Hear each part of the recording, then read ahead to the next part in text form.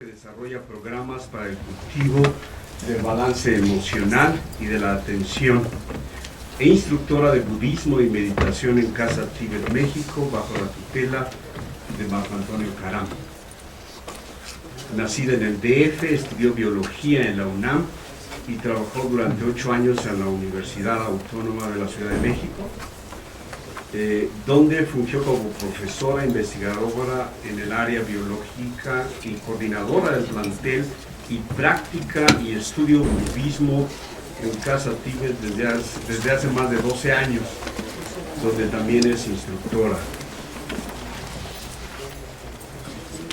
Estudió un programa intensivo de traducción del budismo tibetano en el Rangjung Yeshe Institute en Katmandú, Nepal.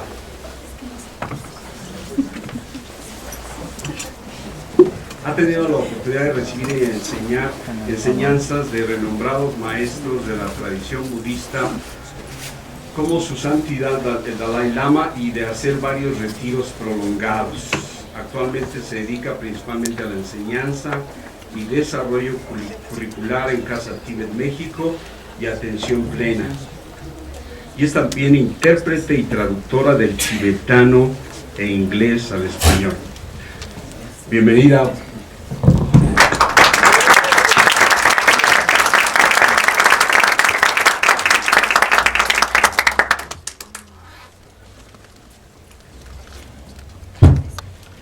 Buenos días.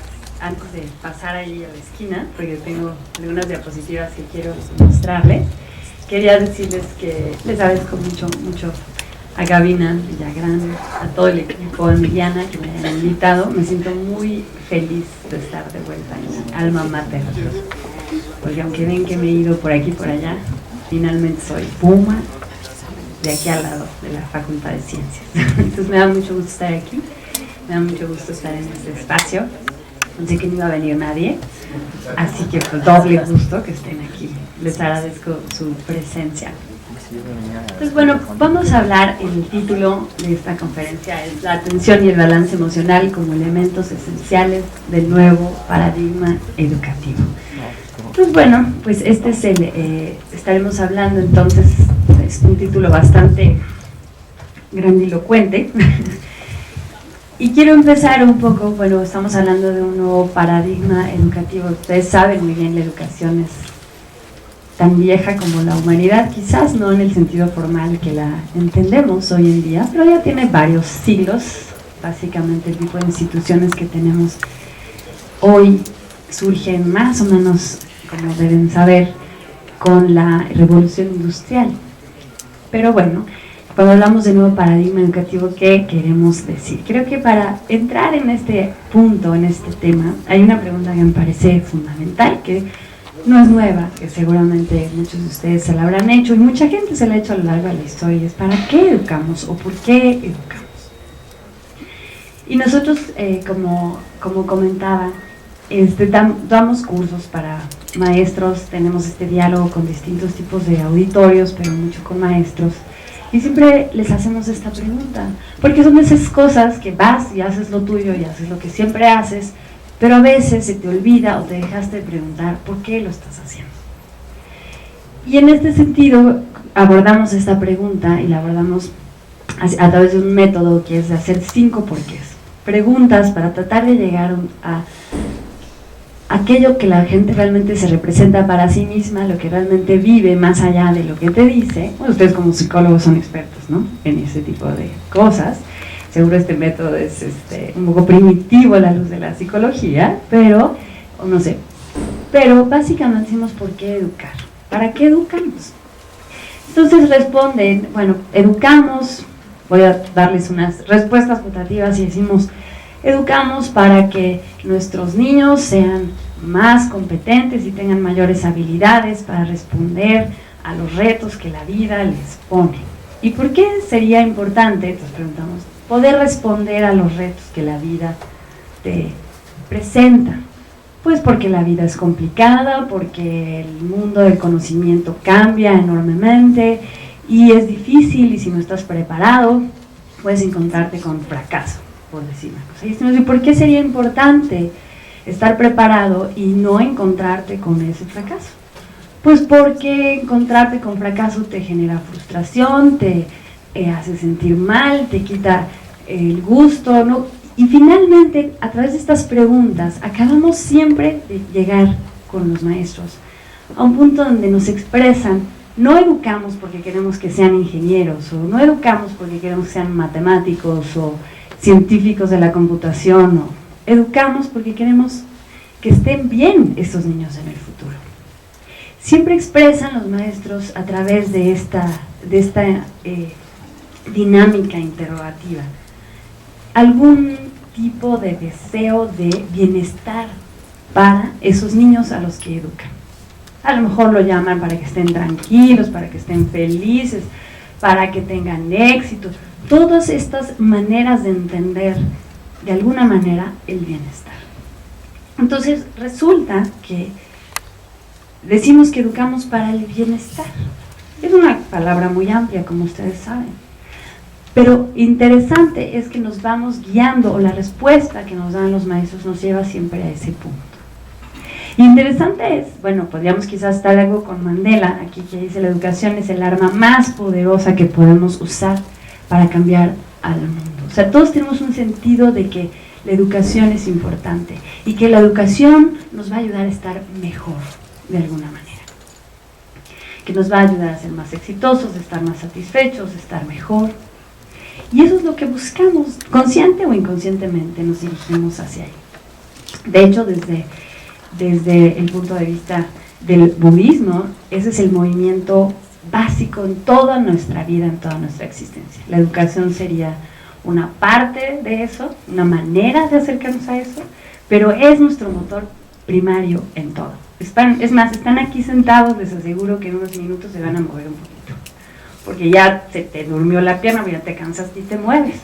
¿Por qué? Buscando estar más cómodo. Y a los 5 minutos seguro te vas a tener que volver a mover, porque el cuerpo es así.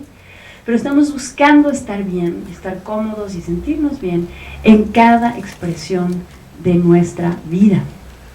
Pero la educación, como concepto en los educadores con los que nos encontramos, también está dirigido hacia esa búsqueda básica de bienestar. Pero ¿dónde buscamos el bienestar? ¿Cómo buscamos el bienestar?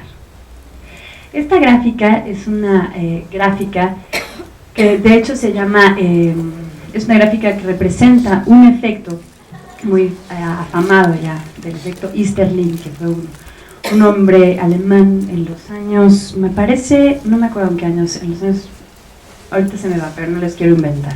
Entonces Easterlin hizo este tipo de análisis y se dio cuenta, disculpen que está en inglés, pero lo saqué directamente del artículo, que aquí lo que estamos graficando, si ustedes ven la línea negra, hay una medida de felicidad o una medida de bienestar. ¿Pueden seguir la línea negra? En el tiempo, y esto es en Estados Unidos, pero se repite para muchos países, del 73 al 2003, o sea, son 30 años que abarca. Y pueden ver la medida de bienestar que expresan las personas, pues sube y baja, pero como ustedes bien saben, porque analizan datos en su carrera, pues hay una fluctuación mínima. Podríamos decir que es una línea recta ese sentido de bienestar. ¿Y qué vemos en la línea punteada? ¿Qué marca la línea punteada? Lo que gana cada persona, la ganancia neta, o sea, el ingreso neto que tiene cada persona, ¿no? Per cápita. Entonces vemos que se ha duplicado en esos 30 años la ganancia neta. Sin embargo, fíjense, empezamos por allá por $20,000 y acabamos acá en 40,000. Entonces tenemos el doble de ingreso per cápita, pero no tenemos el doble de felicidad, ¿cierto? ¿Qué solemos decir cuando estamos educando? A ver, bueno, pues tienes que ser exitoso, tienes que tener una carrera, tienes que tener un empleo, tienes que ser un éxito en lo que haces y tener empleo y tener dinero y tener tu casa y tener tu carro y tener tu familia y tener tu perro y tu iPad y tu iPhone o lo que fuese, ¿cierto? ¿Por qué queremos todas estas cosas? Porque asociamos todas estas cosas, la posesión de todas estas cosas, a un sentido de bienestar. Y hay que tener muy claro, este efecto de Easterlin se ha estudiado muchísimo desde entonces, porque creo que es como de los 70, si no es de los 40, es de los 70, se me olvida. Pero se ha estudiado mucho, porque a ver, ¿qué quiere decir? Que si yo gano más dinero, no soy más feliz, será, no será. Finalmente, lo que se ha visto a través de estudios amplísimos de cientos de miles de personas en el mundo, es que hay un nivel básico de bienestar económico, de bienestar material, debajo del cual la gente en efecto expresa un alto nivel de malestar, ¿no? Bajo cierta condición de pobreza extrema, pues claro que la gente expresa un nivel de insatisfacción y un nivel de ausencia de felicidad notorio.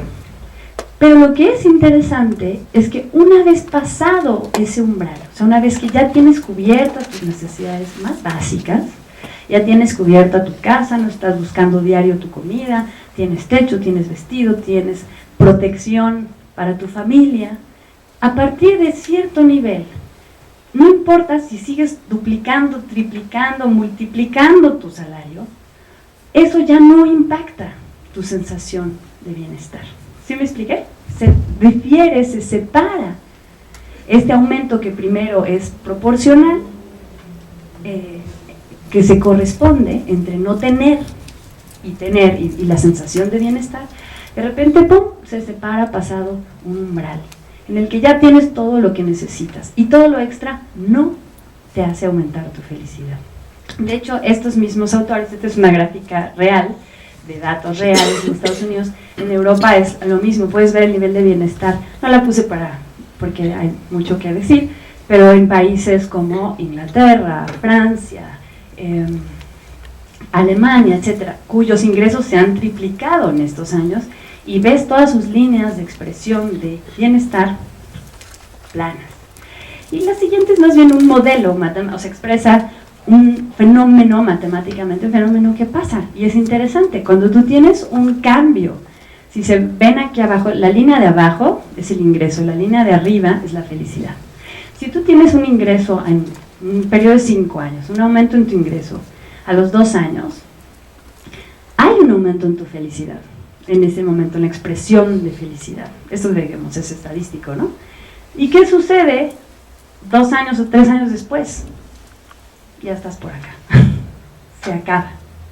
Eso pasa, lo han estudiado por ejemplo con la gente que gana la lotería, y está interesante porque ganan la lotería, por un año están felices y al año que entra no solo vuelven a su estado anterior de bienestar, muchas veces están peor que cuando empezaron, ¿sí?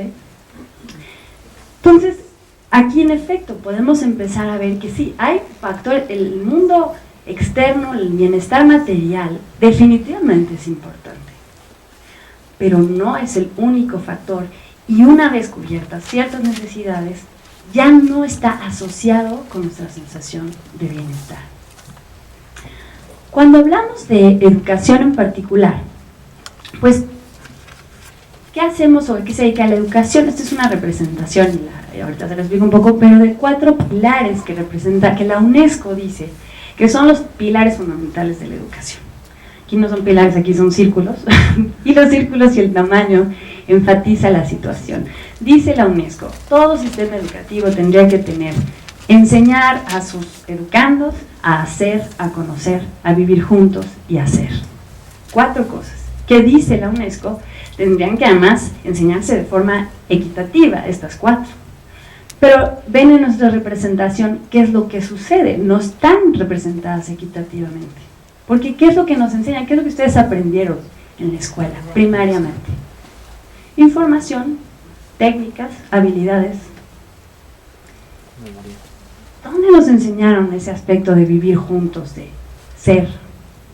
Puede que sí, porque tampoco es que estemos descubriendo el hilo negro, ¿no? Y los maestros tienen enormes habilidades, y son temas que para muchos han sido importantes, pero estoy hablando de lo que sucede en la gran mayoría de los espacios educativos, y creo que lo podemos todos seguir. Yo también estoy en la UNAM, así que sé exactamente lo que es estar en un salón en la UNAM, y qué se enseña y cómo se enseña. Bueno, por lo menos en ciencias, en mi época. ¿Sí? Pero ¿qué pasa? Que aunque están explicitados estos no se recalca, no se explicita cómo podemos educarlos, ¿sí? Y es bastante nuevo la aproximación explícita a la educación de estos factores. Pero además fíjense, porque se nos enseña además a hacer y conocer qué, justamente todas aquellas cosas que nos lleven a poder manipular y controlar o acceder al mundo material. Material, quiero decir por esto, todas las maravillas que tenemos como este proyector, como los aviones, como el coche, como todos los aspectos tan necesarios y útiles que encontramos en nuestra vida. El enfoque primario está hacia el entender ese mundo externo. Cuando hablamos de vivir juntos y de ser, ¿cuáles son el tipo de competencias o cuáles son el tipo de conocimientos que están referidos o contenidos dentro de estos aspectos? Cosas tales como, de hecho estas categorías vienen del aprendizaje socioemocional, como autoconocimiento, autorregulación, toma de decisiones responsable, conciencia social, habilidad para relacionarse con otros. ¿Ustedes tomaron algún curso en su escuela? Ustedes son psicólogos, aquí ya me encontré, ¿no? Pero digamos en su escuela, antes de llegar a psicología. Y no sé si en psicología, está buena la pregunta inclusive. Autoconocimiento, reconocer las emociones y estados mentales propios, así como los valores personales, limitaciones, fortalezas. Autorregulación, hacerse capaz de modificar emociones y conductas propias para lograr las metas que uno se propone. Toma de decisiones responsable, hacer elecciones éticas, constructivas en torno a conductas personales y sociales. Conciencia social, mostrar entendimiento y empatía hacia los demás. Habilidades para relacionarse con otros, generar relaciones positivas, trabajar en equipo, lidiar de forma efectiva con conflictos.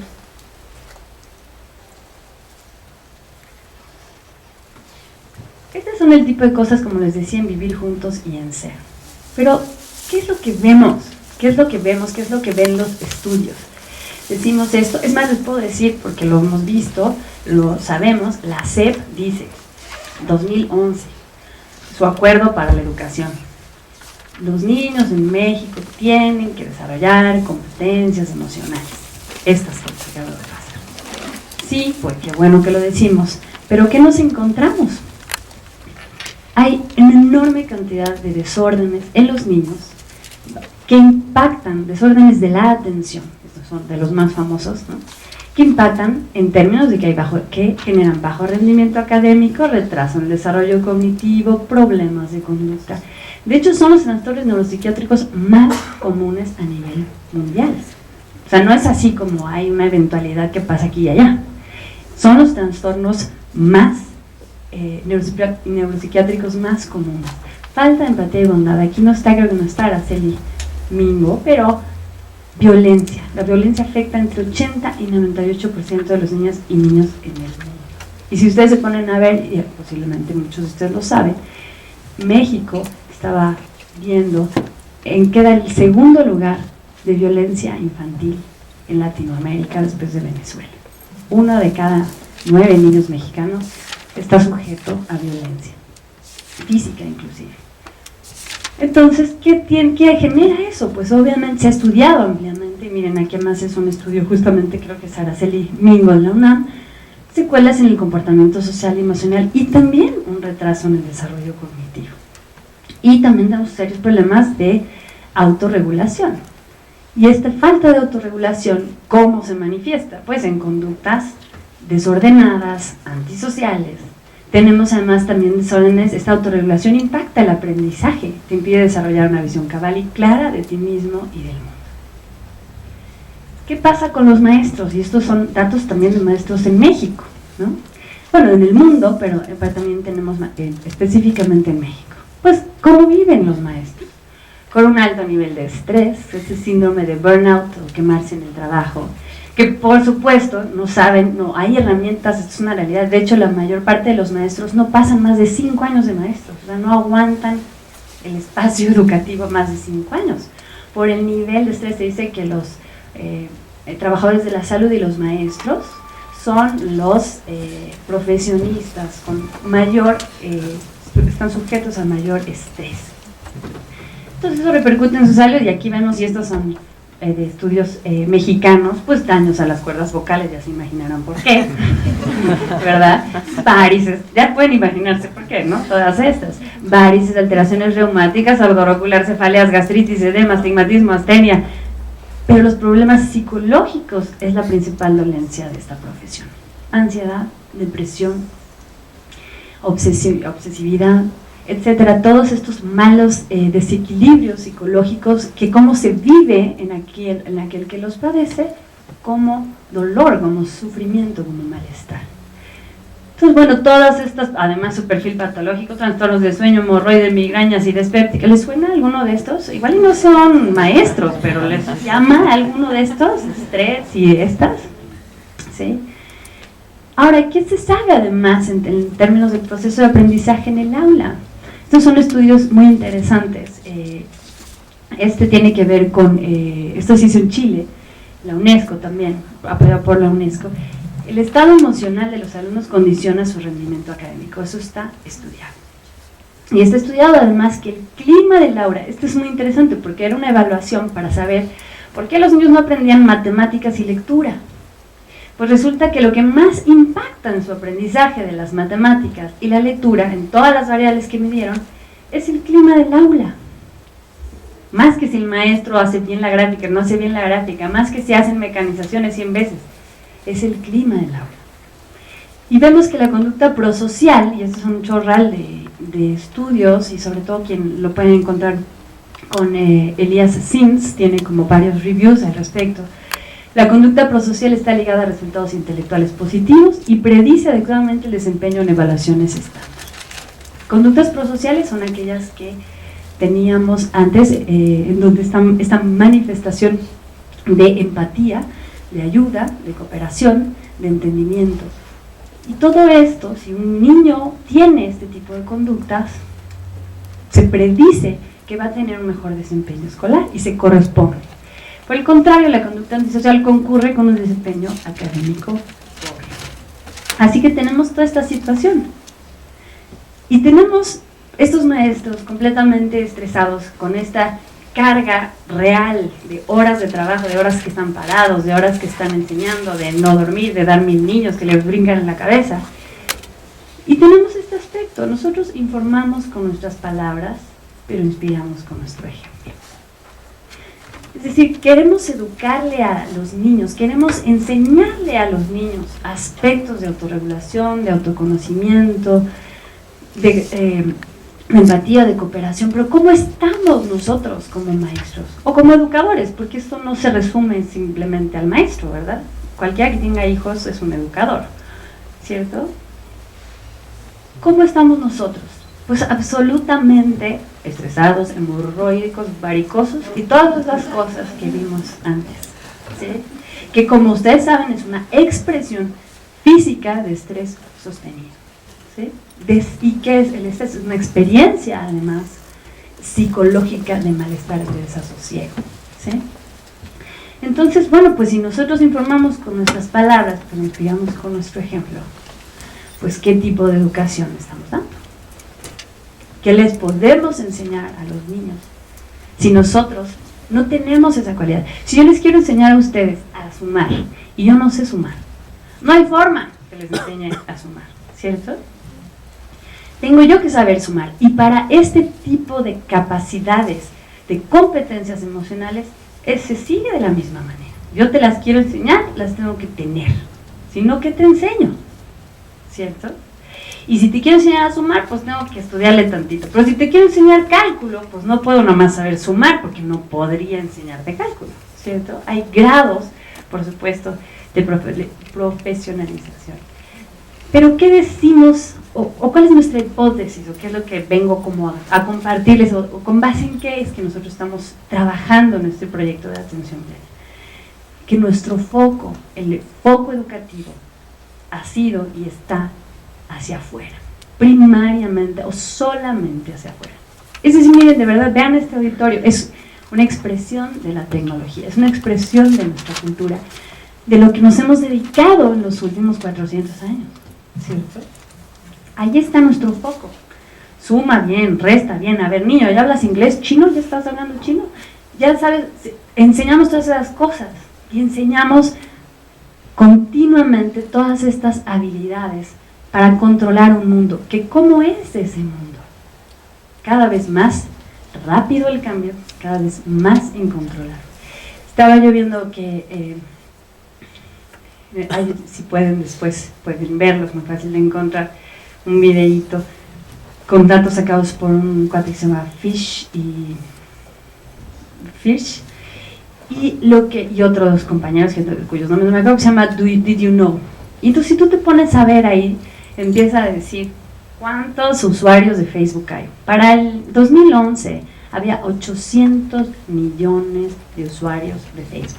Si Facebook fuera un país, sería el tercer país más grande del mundo, después de China y de India, ¿sí?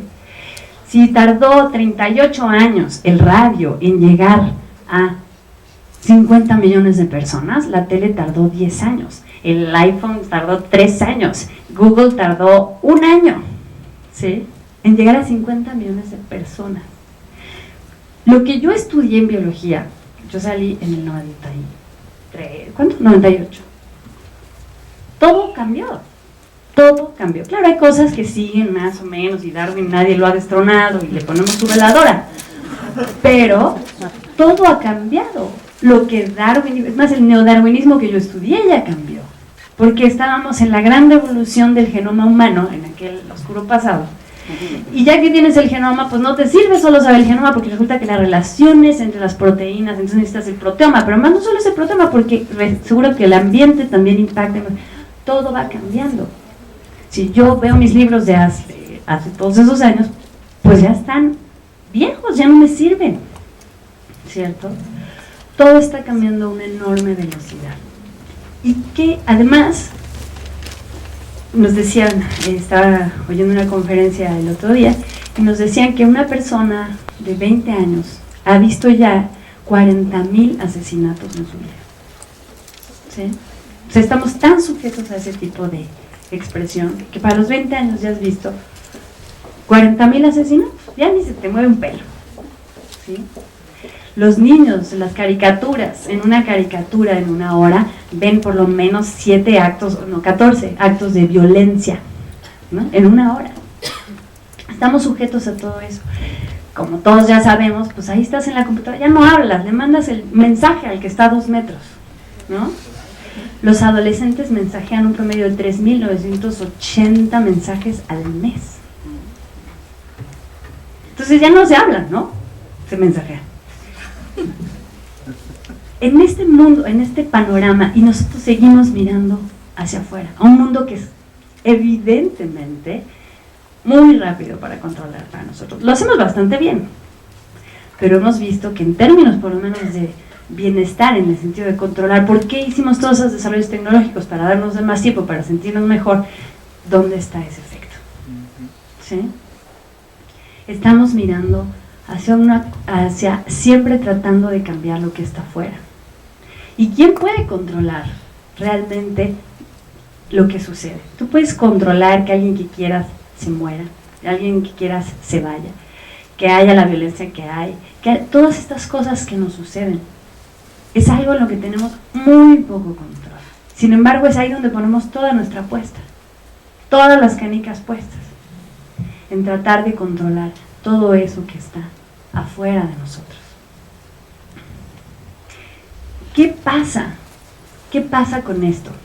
Estamos tan viendo afuera que no estamos viendo hacia adentro. No estamos viendo qué está pasando en mí propiamente. ¿Cómo me estoy relacionando yo con lo que está sucediendo? Si alguien es sumamente infeliz, como esto de hecho lo decía la Dalai Lama, ¿no? Puedes encontrar a la persona más millonaria, pero es una persona muy infeliz. Puede tener la torre más alta de Nueva York y su penthouse más bonito de todo Nueva York, y lo único que está pensando es por qué ventana se echa.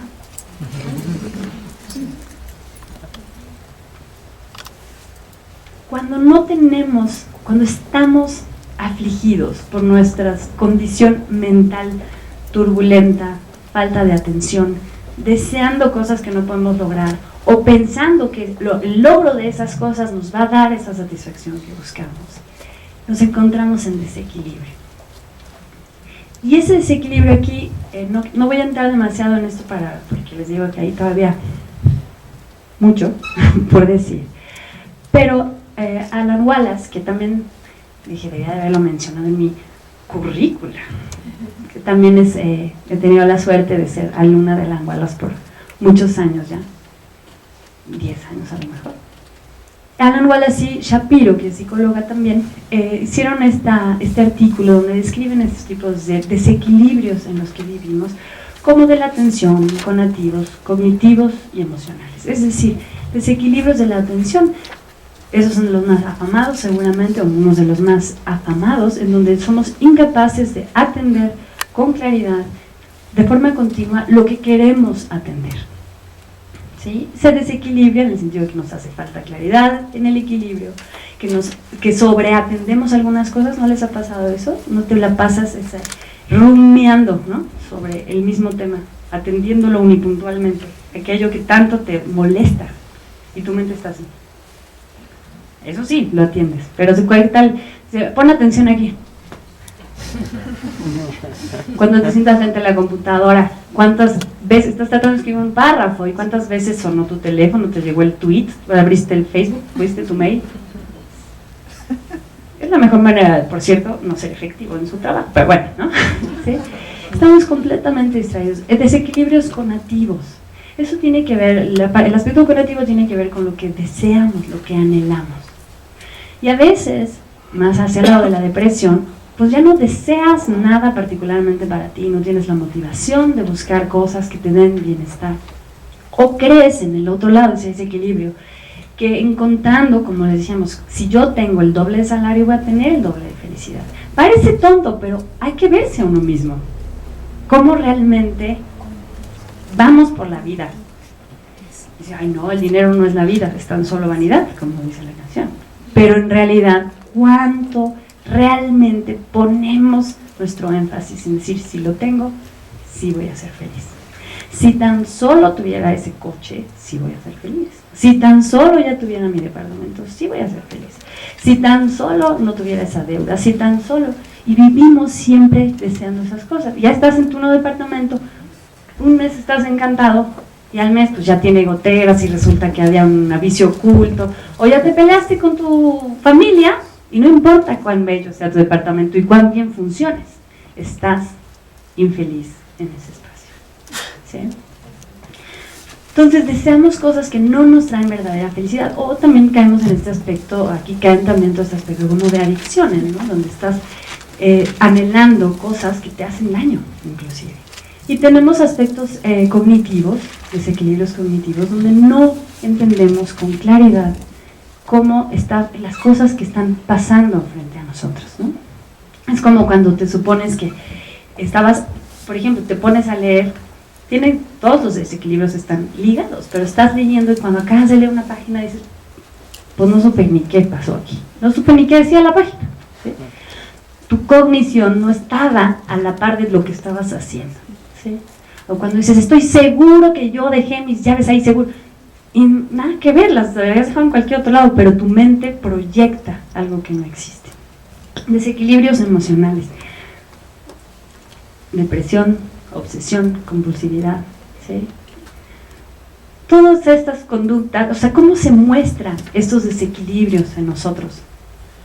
Se expresa en rasgos como déficit de atención, obsesión compulsiva, apatía, falta de motivación, conductas autodestructivas o dañinas para los demás, como el famoso bullying, la incapacidad de percibir con claridad los sucesos que acontecen tanto interna como externamente, pérdida de interés, depresión, enojo, agresión, excitación excesiva, entre otros. Ese estado mental de desequilibrio, estar completamente sujetos a que me llega el tweet, se me va la mente para allá, paso acá, se me va la mente para allá, ay, quiero esto, y te obsesionas, y no importa quién tengas que machacarte en el camino, vas por el iPhone, ¿no? O cuánto te tengas que endeudar, o no se busquen su objeto, si el iPhone no les interesa, ¿sí? Por el novio, por la novia, ¿sí? Cuando estamos sujetos a estos desequilibrios, somos vulnerables. Eso disminuye nuestra capacidad de responder hábilmente y con conductas prosociales ante las situaciones a las que nos enfrentamos. ¿Y por qué tenemos aquí un vaso de agua? Este es un vaso de agua con sal. Cuando estamos en esos desequilibrios, hay una enorme cristalización y centralización hacia mí y mi propia desasosiego interno. Cuando estoy tan obsesionado con mis propios problemas, cuando esto es tan evidente para mí y estoy solo buscando cómo satisfacer lo que mis desequilibrios están tratando de satisfacer sin que yo tenga plena conciencia de que estoy haciendo eso, cuando estoy tan estrecho y mi mira es tan estrecha, soy absolutamente vulnerable. Porque si yo me paso la vida buscando, si tan solo supieran, reconocieran lo inteligente que soy y lo capaz que soy, y a cualquier persona te dice, qué bruta eres, ¿no? Drama, tirada, ¿cierto? O qué fea estás, o qué bruta. Bueno, se nos cae el mundo. Y obsérvense, porque dicen, ay, a mí no me importa, ¿no? Nada más observen su cuerpecito cuando alguien les dice algo así. O cuando vas por la calle y te pegan un insulto de los que abundan, ¿no? En esta ciudad. ¿Cómo te sientes? Te pega, eres completamente vulnerable, porque tienes esta idea de que tienes esta necesidad de corregir esos desequilibrios, pero no lo sabes, solo estás buscando y buscando, centrado en satisfacer.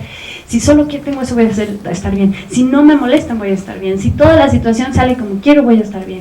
Y estás tan vulnerable, que eres como un vaso al que le echas sal. Yo le echo una cucharada de sal a un vaso, ¿qué le pasa a esa agua? Se sala por completo.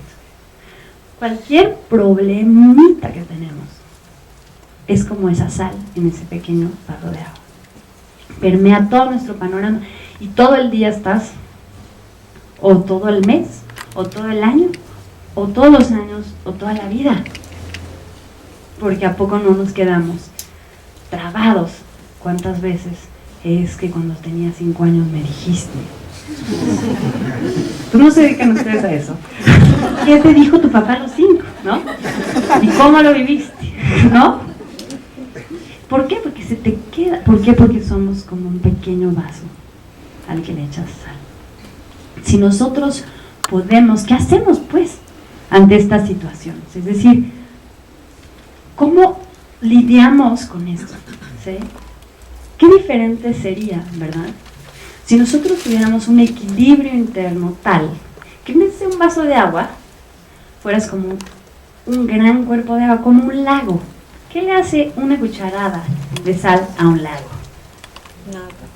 Lo que el viento Juárez. Nada. ¿Sí? ¿Por qué? Porque si tú tienes ese equilibrio, ¿qué te da? Es un concepto que seguramente ustedes conocen, resiliencia. ¿Sí? Conocen ese concepto, es decir, la capacidad de volver a un estado inicial después de una perturbación. Si yo tengo equilibrio y me siento más o menos tranquila de cómo estoy, me dicen, eres una bruta, pues sí, a lo mejor digo, ¿qué hago? ¿No?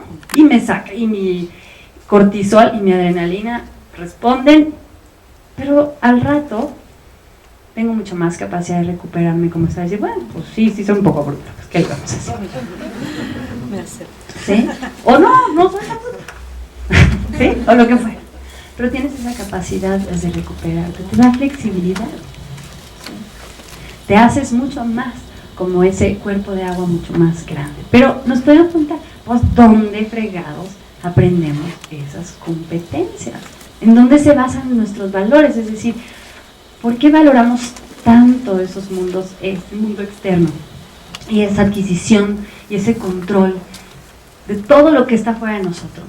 Y no valoramos tener un mejor entendimiento, un mayor equilibrio, una mejor relación con nuestro propio mundo interno. ¿Dónde aprendemos estas competencias? Bueno, antes a lo mejor era la iglesia, ¿no? Que te decía, entre otras cosas, algunas de las cosas que te decía, sé buena gente, ¿no? Cuida a los otros, piensa en los demás. Nuestro sistema felizmente laico, gracias a Benito Juárez, a quien hacemos sus referencias antes, ¿no? Pero se sacan todos estos aspectos emocionales, todos estos aspectos que tienen que ver con valores, que tienen que ver con relaciones, y se dejan un poco en el seno de la familia, si la familia por ahí se le ocurre, pues el maestro que tenga algún buen criterio. ¿Y dónde nos enseñan? Sí, te dice la maestra, pon atención, sutano, niños, pongan atención. Eso sí te lo dice todo el mundo. Y alguien te dice, ¿cómo poner atención? ¿Cómo si no puedo? ¿Cómo le hago? Alguien te dice, oye, estoy completamente enojado y estoy completamente ansioso. ¿Qué hago? Pues así soy, o así eres, ya te aguantas. ¿Dónde aprendemos eso? ¿Cómo desarrollamos esas cualidades? La hipótesis, y aquí llegamos a este aspecto del nuevo paradigma educativo. ¿Sí? Nuevo, no porque sea el hilo negro, sino porque es en contraposición a la tendencia habitual de educar para ser más competentes y capaces, técnicos y de conocimiento, de controlar al mundo. ¿Qué sería lo nuevo en este sentido? Empezar a mirar hacia adentro. Empezar a asumir la responsabilidad de que lo que está dentro de nosotros es un elemento no menor de nuestra experiencia de las cosas. Justamente cuando estábamos hablando de este ejemplo del que es sumamente rico con su gran penthouse en Nueva York y solo se quiere echar por la ventana. Es su mundo interior el que está predominando, no es su circunstancia exterior. Pueden pensarse ustedes mismos en su paraíso. Piensen, ¿qué así? ¿Dónde se ven así de, ay, mi paraíso, la vacación? Yo siempre me veo en la playa, ¿no? Vete a la playa, peléate con el que te fuiste a la playa. Es irrelevante el color del mar, el color de la arena, las nubes en el cielo, la piña colada. Te sabe mal, hasta amarga se pone. ¿Qué cambió? ¿Qué está pasando? ¿Qué hizo de ese lugar un paraíso o un infierno para ti? Tu estado mental interno. ¿Cómo estabas tú por dentro? ¿Y cuál es la buena noticia de eso? ¿Quién tiene control sobre su estado mental interno? Tú. O más bien, daría más preciso sería decir, ¿quién podría tener el control? ¿Sí? Porque de hecho no lo tenemos. Y porque no lo tenemos es que estamos vulnerables como banderas al viento a los halagos, a la ganancia, a la pérdida, al placer sensorial. Estamos como banderas al viento de tener lo que queremos, de no perder lo que queremos, de no encontrarnos con lo que no queremos. Eso es lo que nos dirige, nos guía, nos lleva.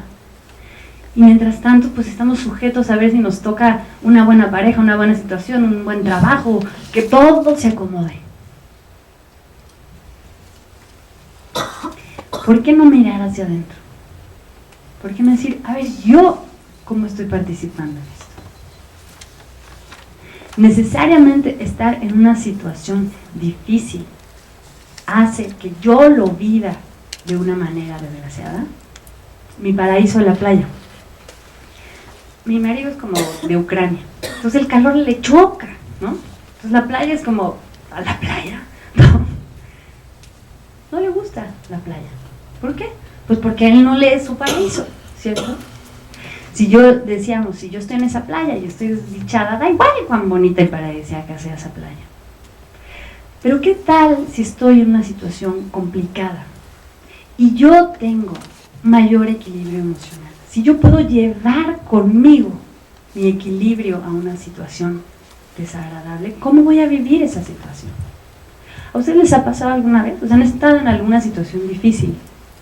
Muerte, pérdida, drama, algo. Y tuviste cierto espacio donde pudiste lidiar con esa situación y no te derrumbó. ¿Les ha pasado algo así alguna vez?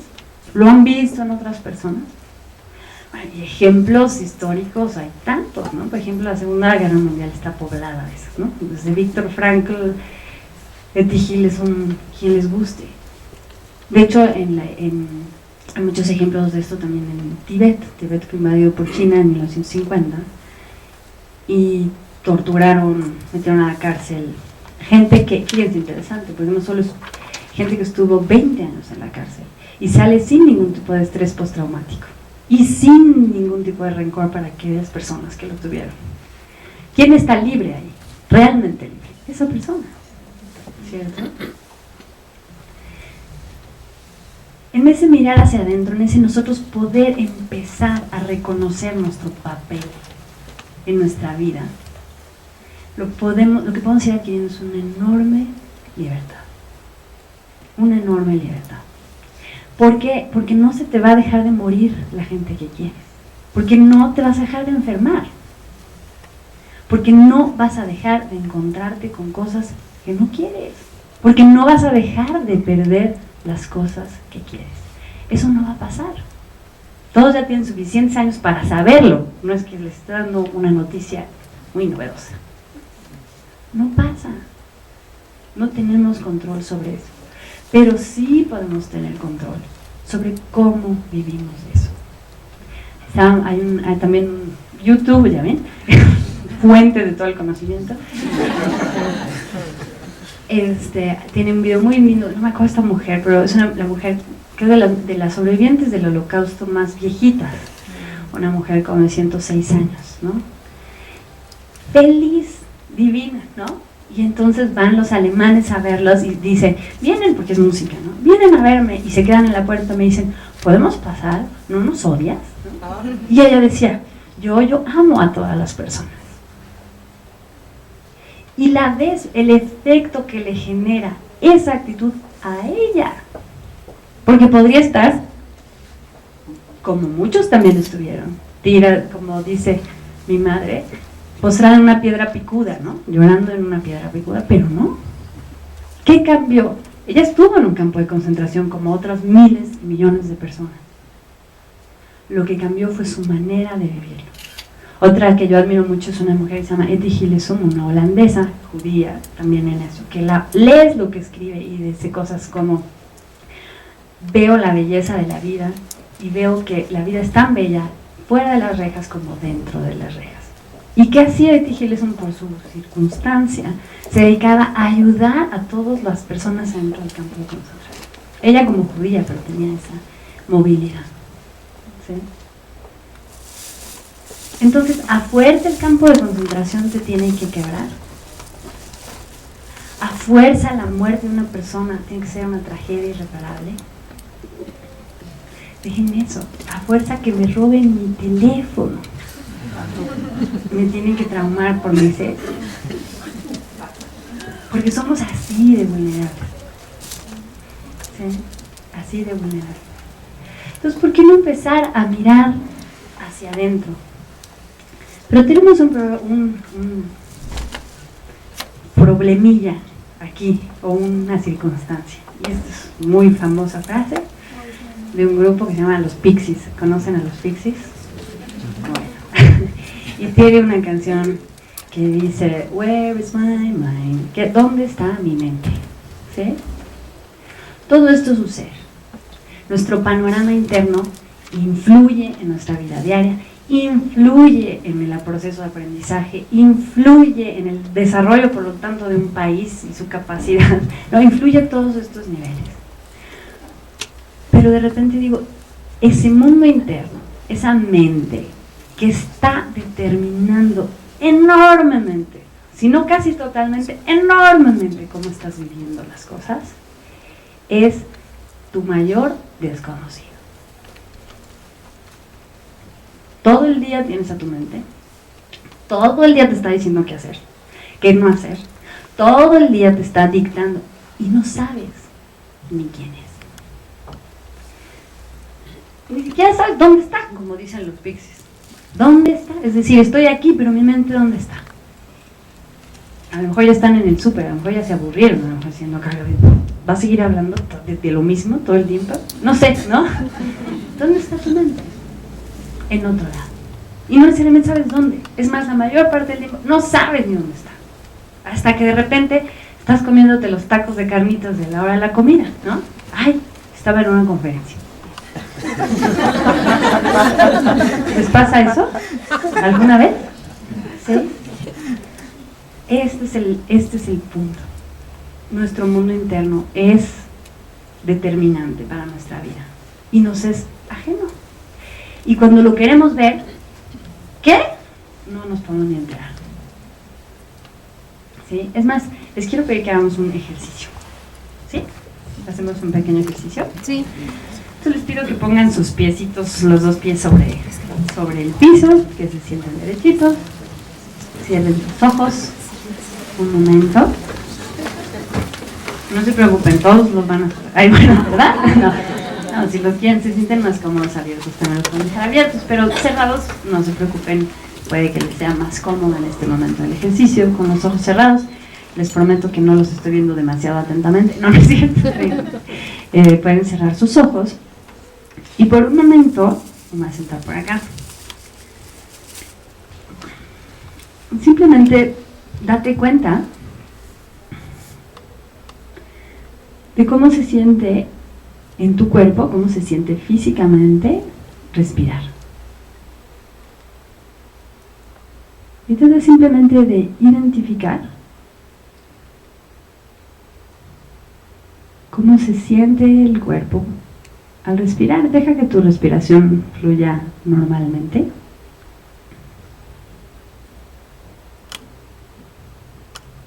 Simplemente siente el cuerpo mientras respiras. A lo mejor lo sientes más en el pecho, a lo mejor lo sientes más en el abdomen, en la nariz, en el cuerpo entero. Simplemente identifica la sensación de respirar.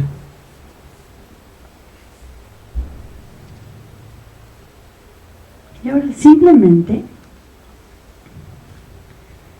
mantén esa identificación, es decir,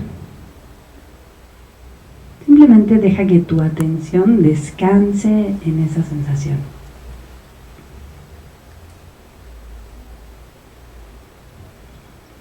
Seguramente vas a tener muchos pensamientos, vas a oír cosas, vas a sentir, oler, si tienes los ojos abiertos a ver. Pero no trates de evitar o bloquear nada de lo que sucede. Simplemente distingue las sensaciones del respirar y mantén la continuidad desde darte cuenta cómo se siente respirar.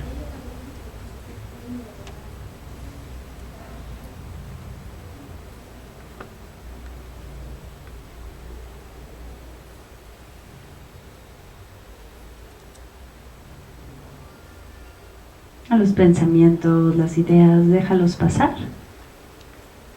No los tienes que seguir.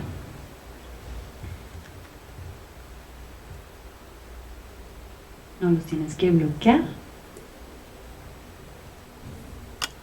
Lo único que tienes que hacer es descansar tu atención continuamente en las sensaciones físicas de respirar.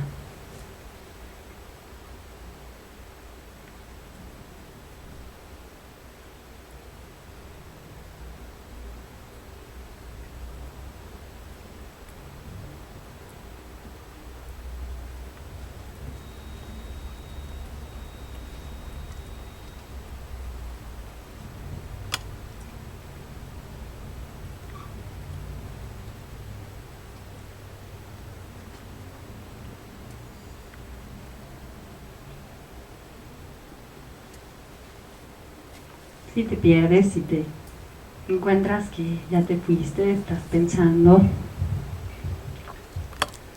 te fuiste con tus pensamientos, esos que aparecen de forma natural, pero te fuiste y te perdiste en esos pensamientos o te estás durmiendo. Simplemente reidentifica, vuélvete a dar cuenta de las sensaciones del respirar. Mantén la continuidad en ese darse cuenta.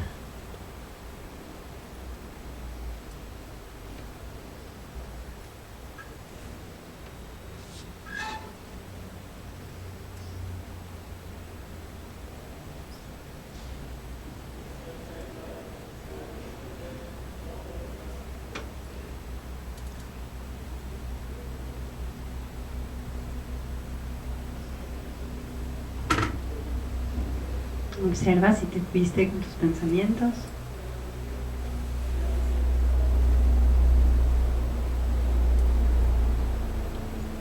Vuelve a la sensación de respirar.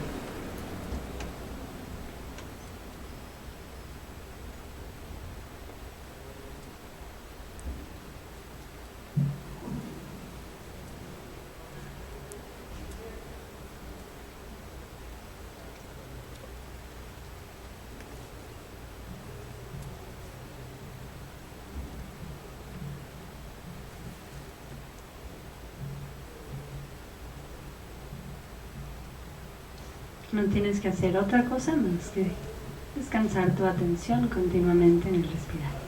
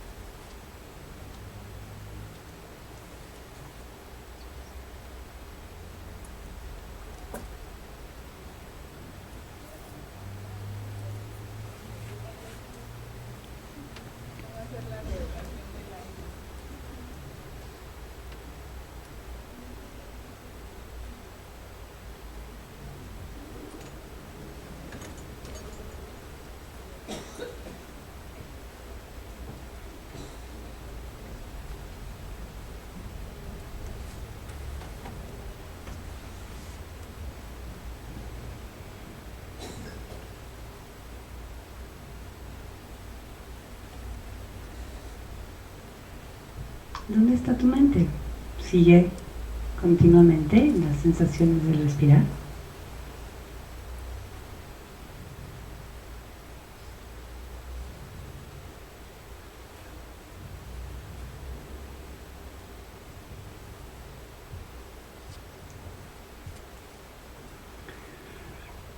Muy bien, pueden abrir los ojos. ¿Cómo les fue? ¿Para quién les fue fácil quedarse atendiendo continuamente la respiración, sin irse por los pensamientos, sin irse con los sonidos, sin irse? ¿Pueden subir la mano? ¿A quién le fue difícil? ¿Cuántas veces perdieron su mente?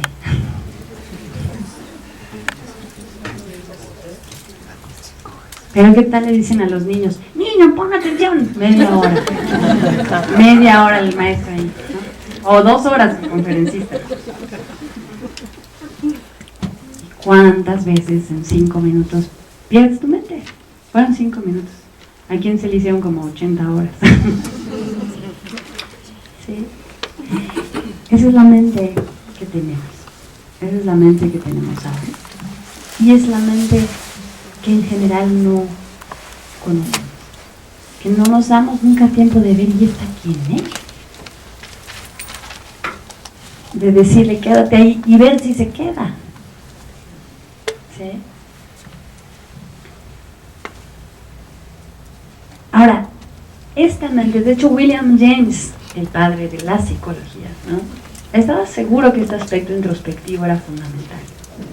Pero decía, él mismo decía, pero nuestra capacidad de atender a nuestros propios procesos internos es tan mala, por resumir, tan precaria, que no somos buen instrumento para conocer nuestra propia mente. ¿Por qué? Porque te dicen, atiende la respiración y te pierdes y te pierdes. Ahora atiende tus procesos emocionales y cómo se... ya te perdiste. ¿Sí? William James decía eso en su tiempo, pero podríamos preguntarnos hoy, bueno, ¿hay manera de cambiar esta situación? Es decir, la mente es un factor fundamental en nuestra experiencia de bienestar. Siempre la tenemos. Nuestra mente desde el día de hoy está completamente desequilibrada, porque algo que es interesante es que no tienes que ser un maníaco depresivo para estar desequilibrado. Sí se quedó eso más o menos claro, ¿verdad? Es decir, todos. Esta fue una prueba de desequilibrio de la atención. Yo te digo, atiende una cosa, 5 minutos, y no puedes. ¿Sí? De hecho dicen que dura como 30 segundos, ¿no? Uno atiende y te perdiste. ¿Sí? Y los que la pasaron bien y les fue más fácil, que bueno, seguramente también se perdieron, nomás no se angustiaron por haberse perdido. ¿Sí? O a lo mejor no sé, no conozco sus mentes. Entonces nos podemos preguntar, bueno, este es el estado de las cosas. Si tengo algo con lo que vivo de noche y de día, 24 horas, 7 días de la semana, es mi mente. Mi mente está fuera de control, está sumamente desequilibrada, por lo tanto vulnerable, enormemente vulnerable a todo lo que me está pasando. Quiero ver a mi mente, me dicen, es que tienes que ver esa mente y conocerla. Trato de verla y no puedo ser muy eficaz en verla. ¿Cómo puedo cambiar esta situación? ¿Se puede o no se puede? Y aquí, en un momentito, hay que cambiar de... Es decir, podemos cultivar nuestra atención. Podríamos hacer de alguna manera, podríamos tener algún método para esa atención que hoy es de pin, pin, pin, pin, ¿no? Poderla fortalecer para que se quede en lo que quiere. Y díganme si no, de hecho eso también decía William James, ¿no? El cultivo de la atención debía de ser así como el núcleo de cualquier sistema educativo. Porque si pudieras atender al maestro y su razonamiento de principio a fin, pues aprenderías más rápido que si la mitad del tiempo te perdiste. ¿Y qué dijo el maestro? ¿Cierto? Si pudieras atender tu trabajo, serías más o menos eficaz. Podríamos cultivar ese aspecto emocional de resiliencia, que sabemos que existe. Los seres humanos somos muy resilientes, la verdad, en general, ¿no? Como especie, ¿sí? Pero podríamos fortalecer esas cualidades de resiliencia. Creo que ustedes conocen bien esta palabra ya. Es curioso que esta palabra, que este concepto de neuroplasticidad, no empieza a probarse en la ciencia hasta los años 80. Algo que quizás la humanidad ha visto siempre, o sea, todo el mundo aprendió desde que nació hasta que se murió, y seguía aprendiendo. Pero la neurociencia se negaba a este hecho rotundo hasta los años 80, trabajos con monos que seguramente conocen, ¿no? Que los denervaban, y entonces esa denervación tomaba otras partes del cerebro, y esas partes asociadas a las manos podían estar asociadas a otros aspectos de ese cerebro del mono. Pero bueno, no importa esos detalles. El caso es que tenemos neuroplasticidad. ¿Qué quiere decir neuroplasticidad? La estructura y el tamaño del cerebro se modifican a lo largo de la vida. Se modifican. Y hoy se sabe, y lo dice hasta Candel, no sé si saben quién es Candel, pero Candel, que es así el más reduccionista, que se lanzó al estudio de las neuronas en Aplicia, una neurona, dos neuronas, lo más reduccionista, Candel, premio Nobel, dice, yo me lancé al reduccionismo, ahora sé que hay que tener este aspecto de mucho más interrelación. Y él decía en esa entrevista del premio Nobel, pues es que una persona de 80 años, por salir a caminar, le crecen las neuronas. Ahora sabemos que no solo hay neuroplasticidad, hay un neurogénesis, algo que durante años se me parecía absolutamente, es más, era el dogma, no hay neurogénesis, no hay neuroplasticidad, lo que no aprendiste de chiquito, te fregaste, ¿no? Claro, es cierto que el cerebro de los adolescentes y de los niños es muchísimo más plástico que de un adulto, ¿no? Que hay etapas de la vida donde esa plasticidad es mucho más elevada, pero plasticidad hay hasta que te mueres, o hasta que pierdes la mente por alguna enfermedad degenerativa o algo así, ¿sí? Entonces, ¿qué modifica esa estructura del cerebro? ¿Qué es lo que hace que haya esta neuroplasticidad? Las experiencias que vivimos, desde luego. Las experiencias, le pones a tocar el piano y tocas el piano, pues eso va cambiando la sinapsis, va aumentando el número de sinapsis, va aumentando. Se sabe ahora, no quiero aventurarme a decir cuánto hay neurogénesis o no, pero hay que cambiar la potenciación a largo plazo, todas esas cosas que ustedes conocen. Cuando toco el piano, pero qué interesante, si pienso en tocar el piano, también cambia mi cerebro. Esos son estudios Pascual León en Harvard, no es así que alguien se lo inventó, ¿no? Es un estudio de Harvard, y se dieron cuenta de este aspecto que es quizás todos sabemos, pero sorprendentemente lo ven en términos del cambio en el cerebro. Pensar en tocar el piano modifica las áreas cerebrales relacionadas con tocar el piano. Lo que pienso, en lo que me enfoco, modifica mi cerebro. ¿Sí? ¿Y qué sabemos?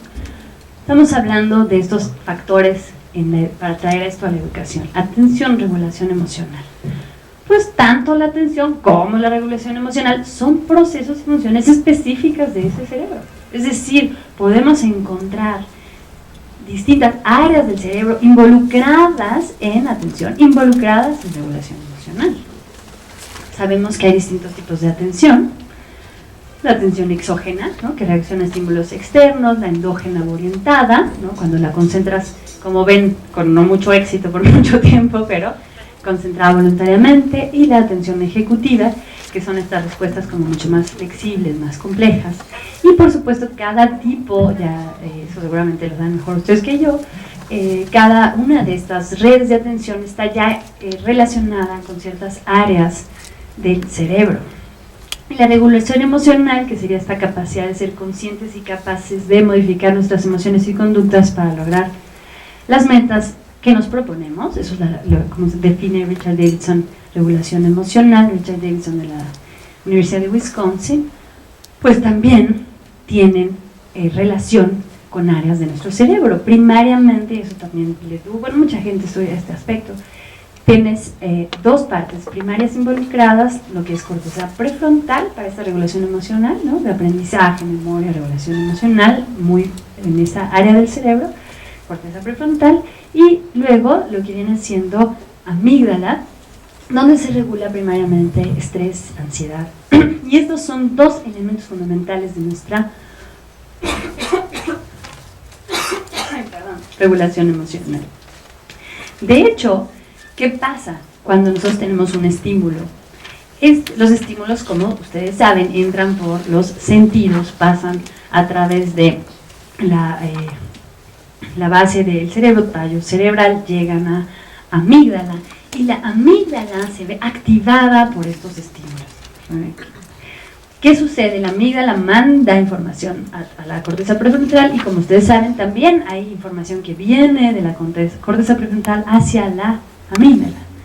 La regulación emocional tiene mucho que ver con ir modificando estos circuitos, porque ¿qué pasa? Daniel Siegel tiene un modelito muy sencillo en este sentido. Si el cerebro, tenemos la parte interna del cerebro, el tallo cerebral, y aquí está la amígdala, y fuera mi dedo gordo, la corteza prefrontal serían mis dedos. Entonces él dice, hay una comunicación entre amígdala y corteza prefrontal, pero en el aspecto de estímulos, cuando estamos sujetos a estrés, situaciones de miedo, cosas que nos perturban, o sea, casi todo, como ya vimos, ¿sí?, ¿qué es lo que sucede? La amígdala empieza a disparar fuertemente y bloquea, y él lo ejemplifica haciendo así, ¿no?, bloquea la conexión con la parte que dijimos de corteza prefrontal, donde aprendes, donde tienes memoria, donde tienes regulación, donde tienes la capacidad de pensar qué hacer. Es decir, cuando la amígdala toma posesión, de hecho ya lo saben, es donde a quien se le adjudica toda la respuesta de pelear, huir, ¿no?, o congelarse, fight, freeze, flight, ¿no? Entonces la amígdala, al activarse, ¡pum!, te congela. Entonces la regulación emocional tiene mucho que ver con fortalecer, y se puede hacer, fortalecer las vías de corteza prefrontal hacia amígdala para reducir ese efecto de la amígdala y tener entonces mayor capacidad de resiliencia, de control, de respuesta. Pero ¿cuál es el punto de todo esto? La atención y la regulación emocional son procesos y funciones del cerebro. Y el cerebro cambia. El cerebro tiene neuroplasticidad. Por lo tanto, son habilidades que se pueden cultivar. Si yo quiero tocar el piano, pues me pongo a tocar el piano o pienso en tocar el piano. Si yo quiero tener mejor regulación emocional, pues me puedo dedicar a hacer intervenciones que me permitan tener esa habilidad. Si yo quiero atender mejor, puedo cultivar la atención. Es una cosa muy curiosa en nuestra sociedad. Es como que no sabes sumar, no sabes pintar, pues toma clases, aplícate, ¿no? ¿Quieres ser buen pintor? Pues vas a tener que pintar miles de años o decenas de años hasta aquí, ¿no? pero no tienes una mente atenta o tienes un carácter que te domina y te perturba todas tus relaciones. Pues así eres. Ya ni modo. Es como a ver a quién le tocó, ¿no? A ver a quién le tocó en la lotería de la vida ser buena gente o ser atento.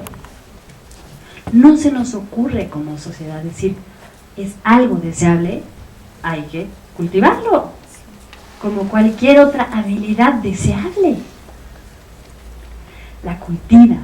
¿Y por qué la puedes cultivar? Porque son procesos de tu cerebro, y ese cerebro es plástico, mucho más de lo que pensaba, ¿sí? ¿Y cómo las cultivamos? Hay muchas maneras, por supuesto, ¿no?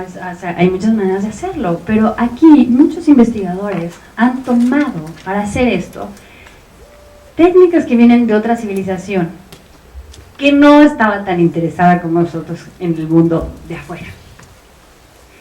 Esta civilización o esta cultura de la que se toman estas técnicas es la cultura budista. Pero ¿por qué la ciencia puede tomar las técnicas? No está tomando al budismo, no está tomando una cosa cultural. Está diciendo, a ver, desde nosotros estamos desarrollando cohetes y aviones y bombas y medicinas y todas las maravillas que existen hoy en día, ¿no? Aquellas personas están del otro lado del planeta, en general, la mayoría, o por lo menos en principio todas, tratando de entender cómo era su mente. Tratando de ver, de cultivar esa atención. ¿Por qué? Porque como decía William James, si tu atención, paso 1, no es lo suficientemente poderosa como para dirigirla y usarla como un objeto investigativo de ti mismo, pues entonces no puedes investigar sobre ti mismo.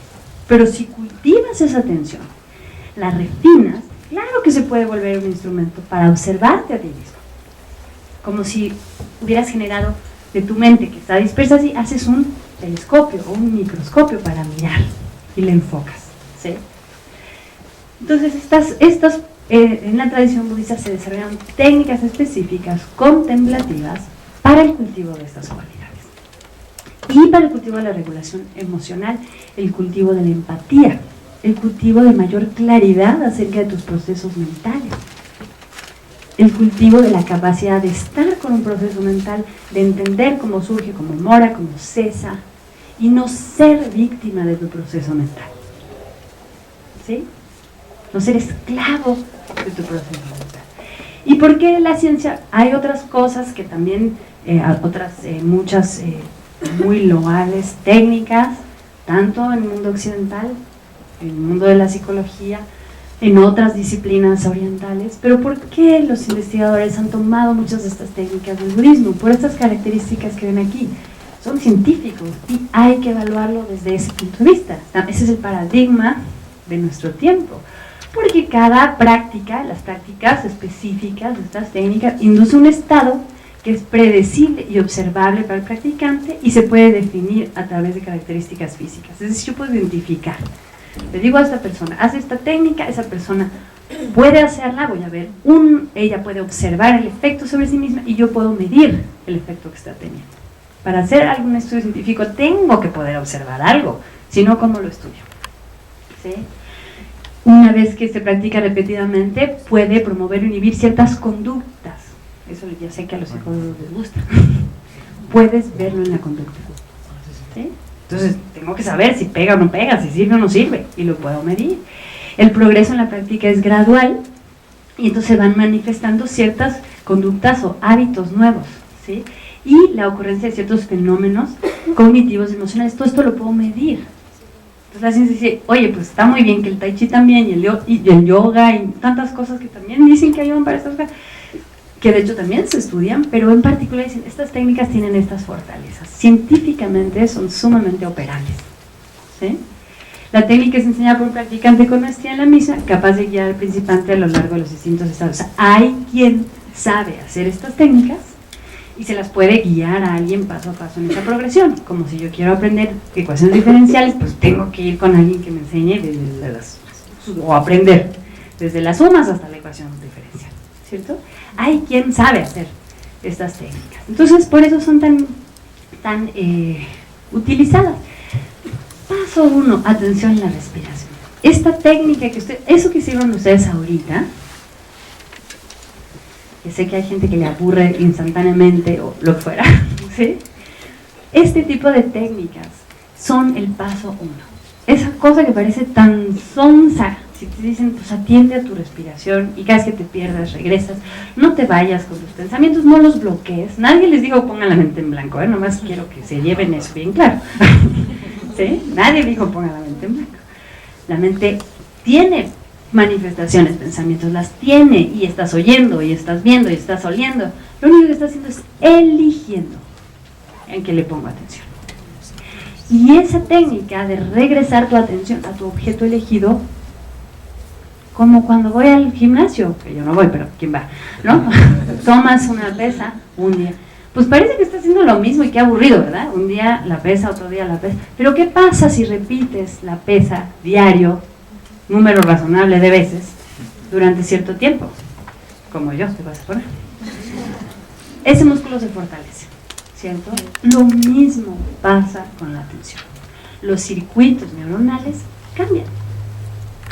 Fortaleces esa capacidad de atención a través de repetir una y otra vez la colocación de tu atención sobre un objeto. Y eso cambia tu cerebro.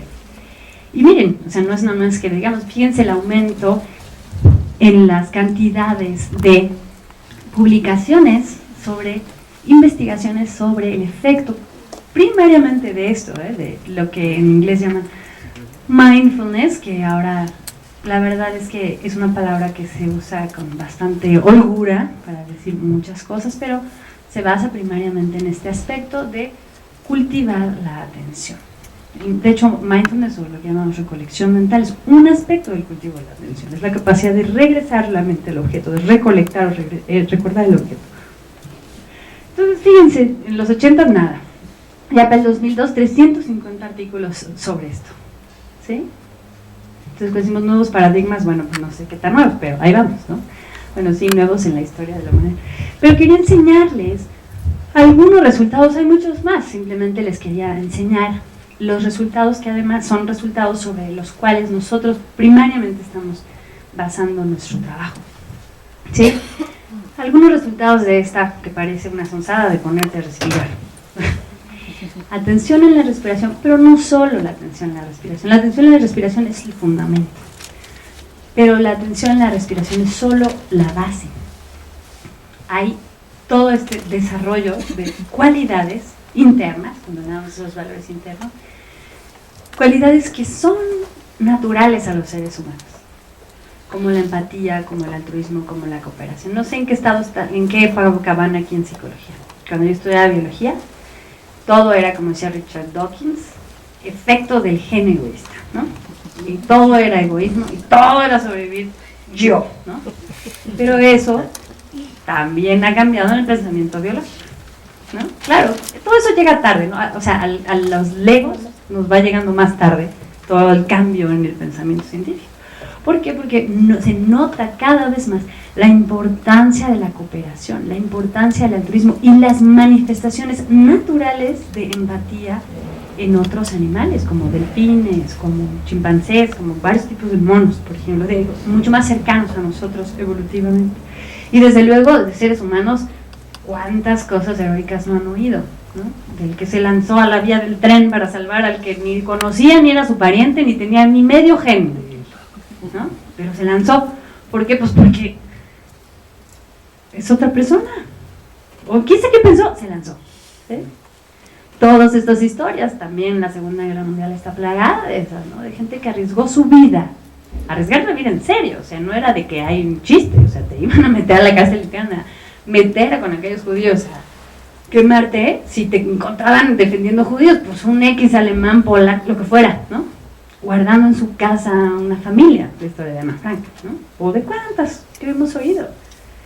¿Tenía algún gen relacionado? No, no tenía ningún gen relacionado. Es una expresión natural de eso. Cuando se hacen estudios en ellos también se ha visto, lo siento con todo respeto para Freud, hasta donde entiendo y entiendo poco, pero él dice que todos somos súper egoístas, ¿no? Que eso es como lo que nos lleva de entrada. Y hay ya muchos estudios donde se observa que los niños desde chiquititos están muchísimo más guiados a la cooperación. Como niños los ponen en un salón y entonces llega alguien al salón y tira lápices y la enorme mayoría de los niños corre a ayudar, pero son niñitos de 2 años, corren a ayudar. O hacen en otros estudios que los papás finjan que están estresados, o sea, en estrés emocional, y los niños corren a apapachar a los papás. Los chimpancés corren a apapachar a los otros chimpancés. ¿Sí? Es un aspecto biológico. ¿Qué quiere decir? ¿Ahora todos unimos a los optimistas y todos somos divinos? No, somos una mezcla de todos estos aspectos. Claro que tenemos capacidad de violencia, claro que tenemos capacidad, pero tenemos también estas cualidades biológicamente cableadas de empatía, de cooperación. Eso lo tenemos. ¿Qué queremos fortalecer? ¿Qué le queremos dar más espacio en nuestro cerebro, en nuestra mente, en nuestra vida? ¿Qué te hace sentir más satisfacción? De hecho, hay un estudio muy lindo. Es tan interesante esto que ya si se ven, si se fijan, Berkeley, California, la Universidad de Berkeley en California, o de California en Berkeley, tiene ya un centro que se llama Greater Good. Y le llaman así porque ahí publican todos los científicos datos que tengan que ver y sean relevantes para la felicidad de la gente. Porque eso es importante. Stanford tiene un centro de estudios del desarrollo, de la compasión. O sea, no es así, es decir, eso, claro, tristemente solemos ir un poco más lentos que en muchos otros países del mundo en estas cosas, pero no porque suframos menos que ellos, no porque no lo necesitemos como lo necesitan ellos, ¿sí?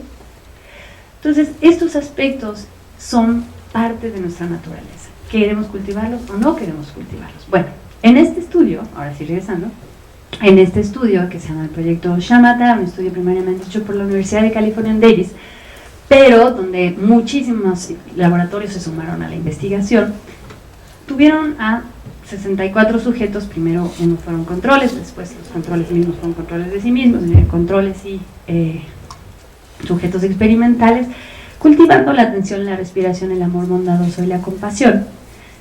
Estas 60 personas más o menos por 3 meses y en un promedio de 6 horas diarias, o sea, intensiva la cosa, ¿no? ¿Y qué pasó? ¿Qué resultados? Estos son algunos, de hecho ahora ya hay más publicados, apenas son tantos datos y apenas se lo están publicando. Pero mejoró la sensibilidad perceptual, la control en la respuesta a estímulos y el efecto persistió por muchos meses. O sea, es decir, esas personas estaban respirando y regresando su atención a la respiración, pero ese cultivo de ese tipo de atención se traspasa a otras áreas y soy más capaz de distinguir perceptualmente, estímulos perceptuales, soy más capaz que el promedio. Y me dura después de ese tiempo intensivo. Pero además hubo sobre todo un gran efecto en la regulación emocional. Un gran efecto en aquellos que mientras más practicaban ese amor bondadoso y compasión. Y medido en qué: bienestar psicológico, sentido de vivir, respuesta al sufrimiento. ¿Cómo cambió la respuesta al sufrimiento de estas personas? Menor aversión al sufrimiento. ¿Qué es lo que nos pasa cuando vemos a alguien sufrir? ¿Sí? La reacción muy, no sé si es natural o simplemente muy extendida. No quieres. Con esa disminución de aversión hacia el sufrimiento también hay un mayor involucramiento. ¿Cómo te ayudo? ¿Creen que estas son características que podrían ser útiles para la sociedad? ¿Que podrían ayudar a la educación? ¿Que podrían ayudar a México en algo? No sé, se me ocurre. ¿Sí? Y no solo eso, interesante para los materialistas del hueso colorado. Cambia también el cuerpo. Hay un aumento en estas personas en su sangre de una enzima que se llama telomerasa, que como dice ahí, es una enzima que protege el material genético durante la división celular. Y se ha relacionado, un laboratorio se llevó, creo que en UC San Francisco se llevó el premio Nobel por esto. ¿Sí? La telomerasa, la cantidad de telomerasa en tu sangre es un indicador de la longevidad de tus células. Y en estos de la longevidad de la vida de tus células, y en estos medidores aumenta la telomerasa. Es decir, es el secreto de la eterna juventud. No, no es cierto, esto es una gran exageración. Pero lo que estoy diciendo es que hay una correlación, tus células viven más porque sus genes, que ustedes saben están sujetos a toda esa interacción electroquímica, están protegidas por esta enzima, ¿sí?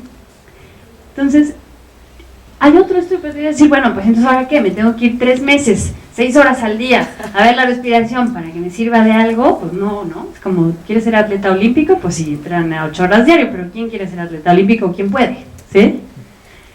Pero en Harvard se hizo este estudio, dijeron, bueno, pues la realidad es que si yo pongo, eso no está tan factible para la gente que vive en el DF, ni en muchas ciudades del mundo, 30 minutos diarios, 8 semanas de este tipo de práctica. Que vieron en Harvard, de Hosel, Sala, Lazar, etcétera, a través de imagenología cerebral, aumento en la corteza prefrontal, la materia gris, que son las neuronas, ¿verdad? Ya lo saben. Y disminución en la materia gris de la amígdala. ¿Se acuerdan de lo que hablamos de regulación emocional? ¿Quién aumenta la capacidad regulatoria? Se hace más fuerte por encima de la reacción primaria de congelarme, luchar o huir. ¿Sí? Otro interesante que se hizo con maestras, específicamente en la Universidad de California en San Francisco, donde hicieron un programa de cultivo del balance emocional, cultivo de la atención, cultivo de la compasión, del amor bondadoso, cultivo de un entendimiento más claro, de atender cómo existen, surgen, moran los procesos mentales del cuerpo, etc. 20 minutos diarios, ya se les bajamos, 10 minutos ya les bajamos, 20 minutos diarios por 8 semanas, reducción del afecto negativo, de la ideación reiterativa, que como saben está asociada a la depresión, ¿no? Es una de las características de la depresión, cuando tienes esa ideación reiterativa, la depresión, la ansiedad, todo eso se redujo. Es un estudio, como ven, publicado en 2011 en el Journal de Emotion, no está tampoco publicado en revistas Patillo por ahí, ¿sí? Incremento del afecto positivo, reconocimiento de emociones de otros, recuperación después de una tarea estresante, activación de redes cognitivas asociadas a la compasión. ¿Sí? Y estos efectos permanecieron 5 meses después de la intervención. Por último, lo último que les quería presentar en términos de estudios, ¿por qué? Porque es un estudio en niños. ¿Por qué? Porque la realidad es que la enorme mayoría de los estudios se han hecho en adultos, ¿no? Trabajar con niños, pues, viene, supongo, siempre después que las víctimas adultos para la ciencia, ¿no? No necesariamente, pero sí en este caso. Y este es un estudio guiado por Lisa Fluke en la Universidad de California en Berkeley, que a través de un entrenamiento para los niños, guiado por Susan Kaiser-Gilman, que se llama Inner Kids, o sea, ella aplica todas estas técnicas con los niños, desde un aspecto lúdico y de lectura para los niños. ¿Qué pasa con estos niños? Pues estimula el desarrollo de la función ejecutiva. ¿Y a qué está asociada la función ejecutiva? La memoria, la autorregulación, la empatía, conductas prosociales. ¿Sí? O sea, ya están esos datos ahí. En unas áreas, digo, tampoco es venir aquí a decir cosas que no son ciertas. Hay mucho que falta por hacer. ¿Sí? Pero cuando hablamos de este tipo de intervenciones, es decir, esta es nuestra situación, nuestra mente está hecha un camote, tenemos que buscar, como han buscado en los de aprendizaje socioemocional, intervenciones efectivas para esa situación, que ayuden al cultivo de estas capacidades que son vitales para el individuo. Y son vitales, ¿por qué? Porque, como decía, a eso nos dedicamos toda la vida, a sentirnos bien. Nada más que solemos estar buscando eso en ese control de lo que es incontrolable o enormemente incontrolable. Entonces, en estos... esta capacidad, entonces, de decir, bueno, ¿qué intervenciones puedo hacer para ayudar a esto? ¿Sí? Y ahora se tienen estos primeros datos. Claro, la gente que lleva haciendo este tipo de técnicas por miles de años, pues sabe que le funcionan, pero la ciencia no le basta eso, ¿cierto? La ciencia tiene que ver que funcione de una manera repetible, tiene que poderlo hacer en poblaciones, en el tiempo, repetido, etcétera, etcétera. Entonces, eso viene, aunque los efectos se conocen en distintas culturas, de forma personal, pues la ciencia apenas ahí va, pero va, es decir, ya hay esos efectos, ¿sí? ¿Y qué podemos decir? O sea, cómo esto es un esquema de Richie Davidson, decimos, ¿cómo podemos entonces trabajar estas técnicas? ¿A qué nivel se pueden aplicar? Pues a nivel de los individuos, ¿verdad? Y no solo a los alumnos, maestros, directivos, personal administrativo.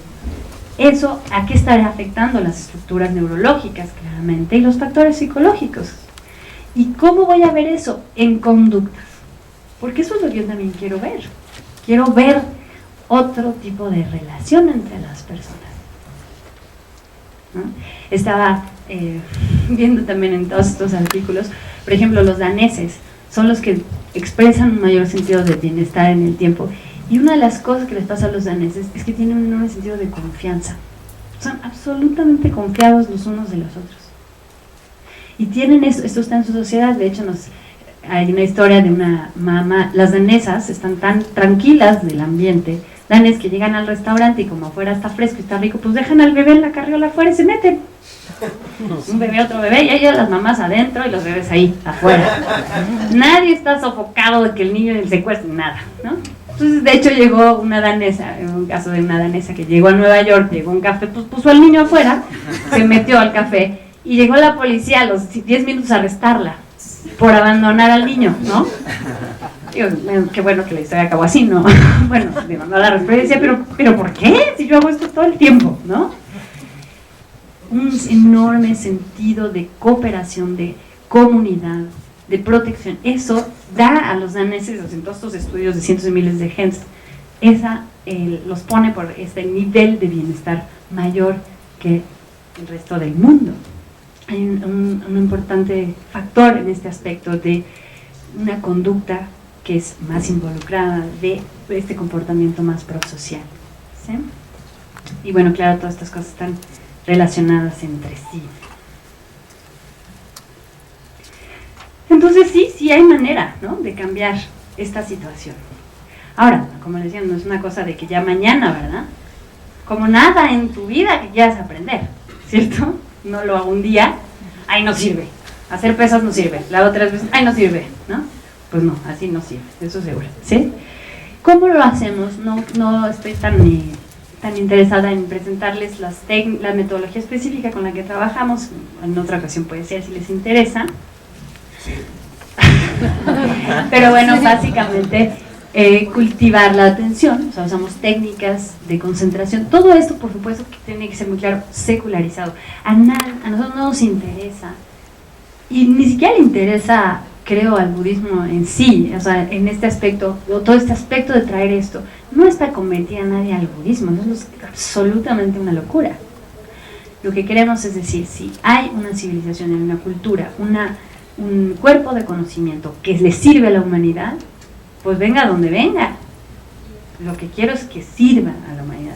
Entonces tenemos estas técnicas de concentración, que como decía Carmen, en tus rutas neurales, de bondad, o sea, literalmente cultivas empatía y te orientas, empiezas a educar hacia el beneficio de los otros, a atender. O sea, mientras más te conoces a ti mismo, te haces más capaz, y eso lo saben por neuronas espejo.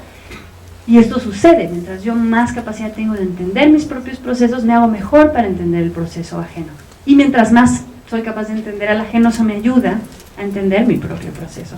Entonces cultivamos activamente este aspecto de empático y de claridad. Entonces empiezas ya tienes un poco de atención, ya tienes un poquito de capacidad de atender, y empiezas a indagar, empiezas a ver con más claridad.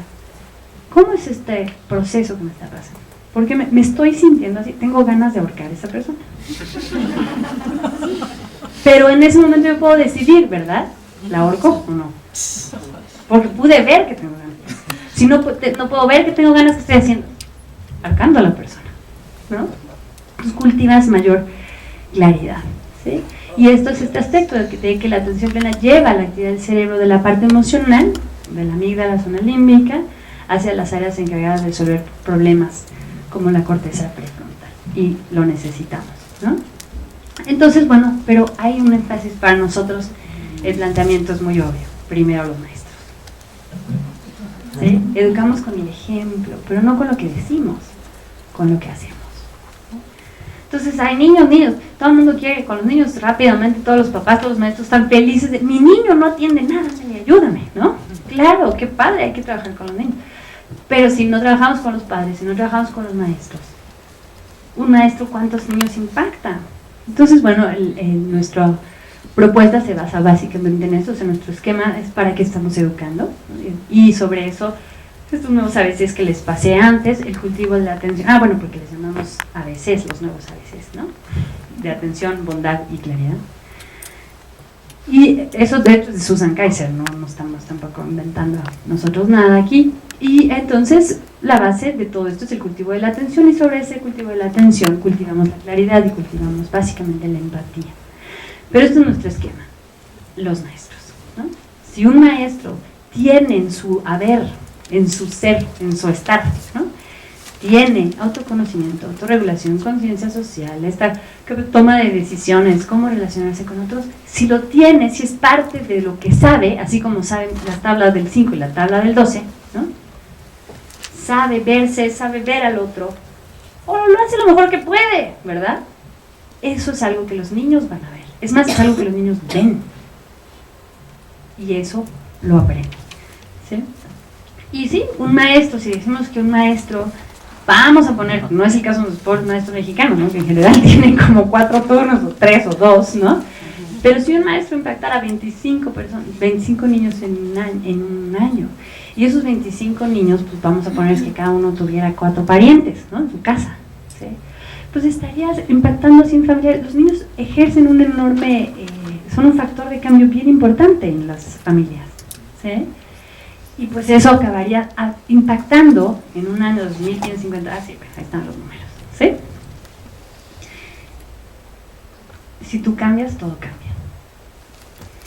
El cultivo de valores humanos básicos, atención, bondad y claridad, puede tener un fuerte impacto en el futuro de la sociedad. ¿Va a ser mañana? No.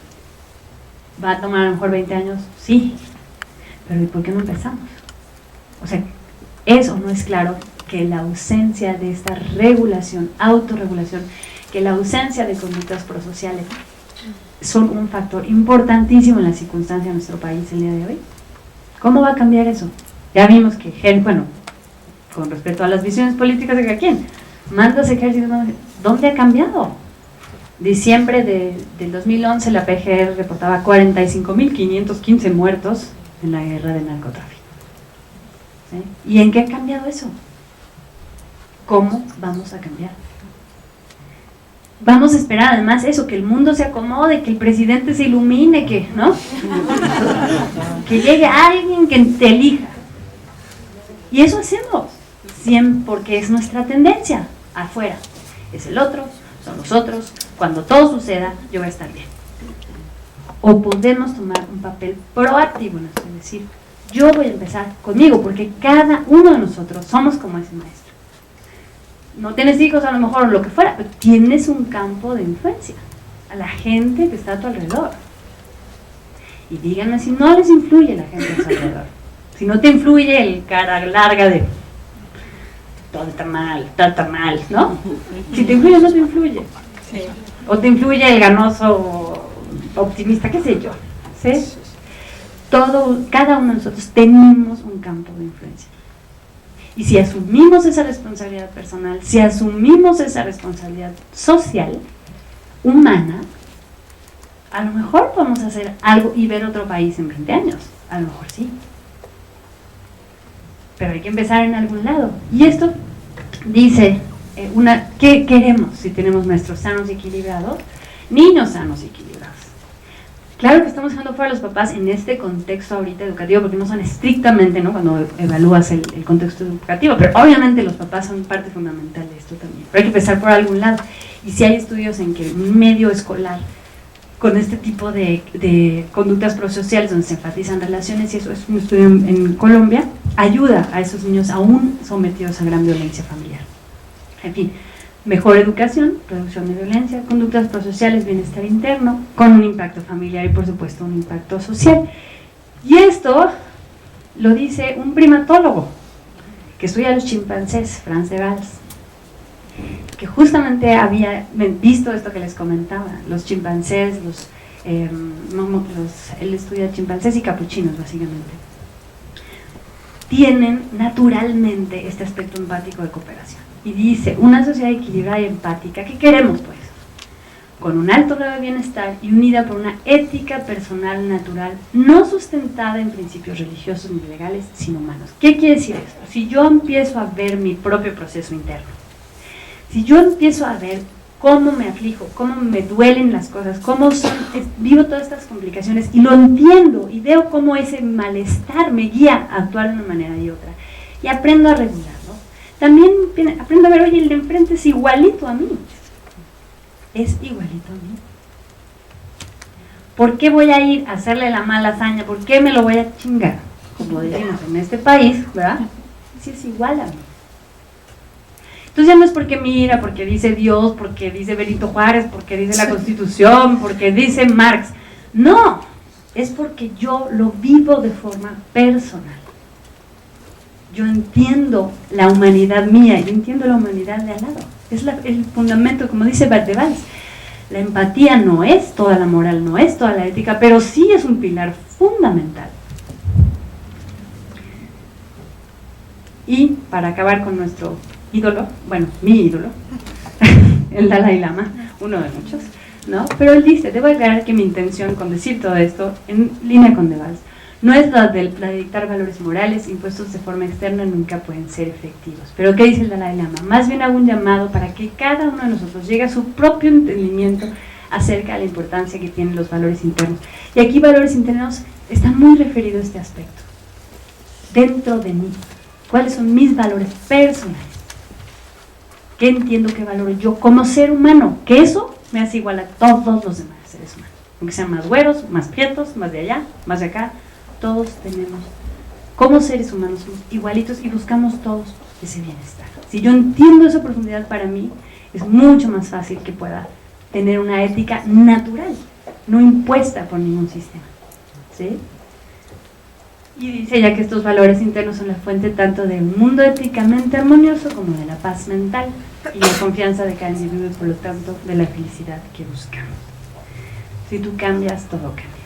Ese sería el nuevo paradigma en estas grandes palabras. No es que descuidemos y nos vayamos todos a una cueva y vivamos todos con un trapo, ¿no?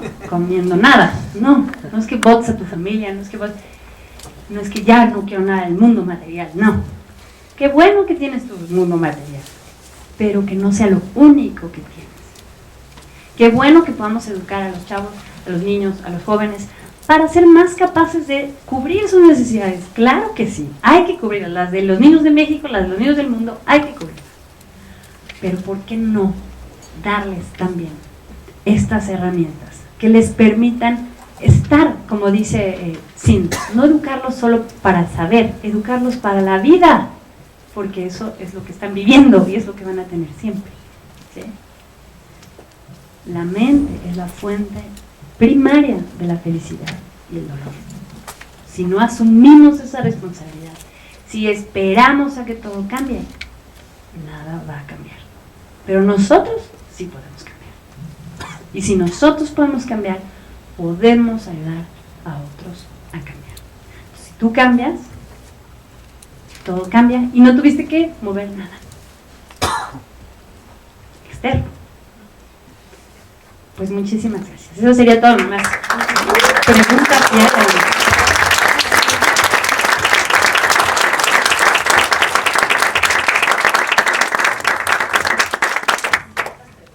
y nos queda un poquito de tiempo para preguntas o quejas. Digamos que lo que más necesitamos, obviamente, empezando por uno, el cambio que no cambia. Hay quien esté interesado en ser ese maestro. ¿Cómo empezar ese camino para poder transmitir las cosas?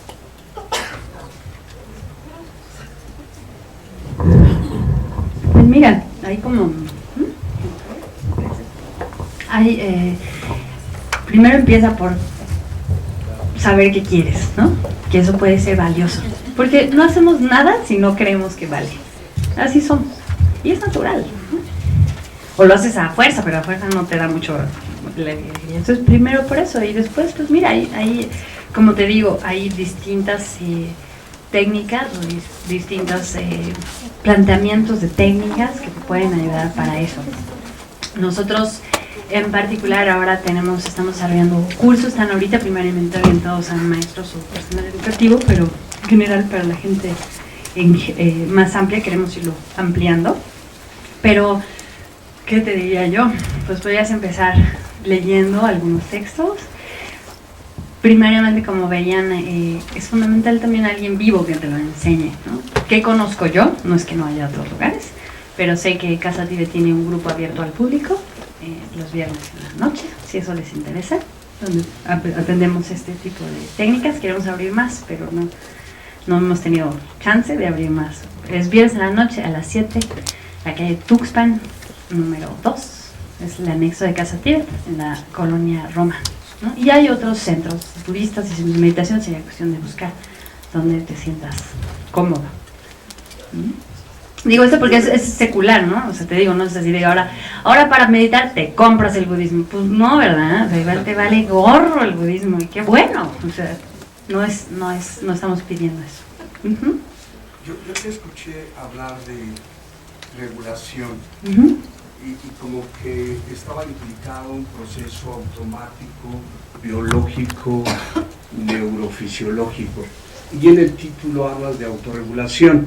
En psicología como que el concepto de autorregulación implica lo que mucho explicaste, es mi responsabilidad atender sistemáticamente a mi estado cognitivo, a mi estado afectivo.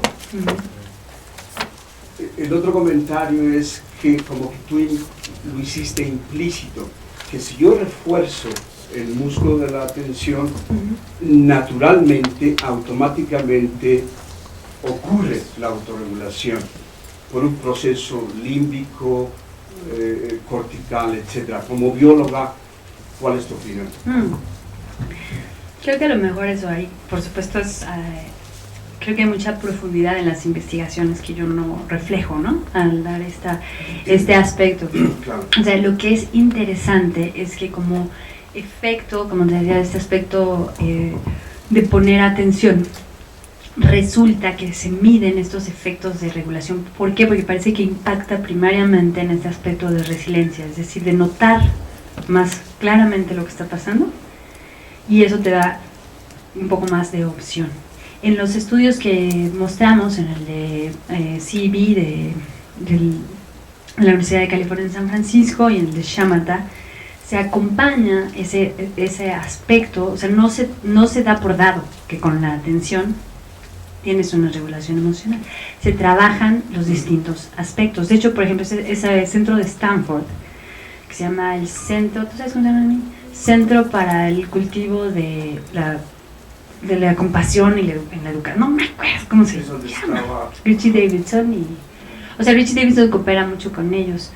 Pero Benson es el que está de ahí desde hace mucho tiempo. Bueno, allí se dan cuenta, bueno, son cualidades diferentes, ¿no? O sea, una cosa es atender y ser más claro lo que ves, y otra cosa es empezar a autorreglar. ¿Por qué? Porque además ese es un aspecto importante del pensamiento budista, pero que se refleja en las técnicas de este aspecto secularizado, y que difiere un poquito en ahí es donde se puede a veces señalar. Cuando hablamos de mindfulness y en la literatura y aún en las investigaciones, como esta atención, de cultivo de la atención, pareciera que es la panacea y que es todo, ¿no? Pero no, desde el punto de vista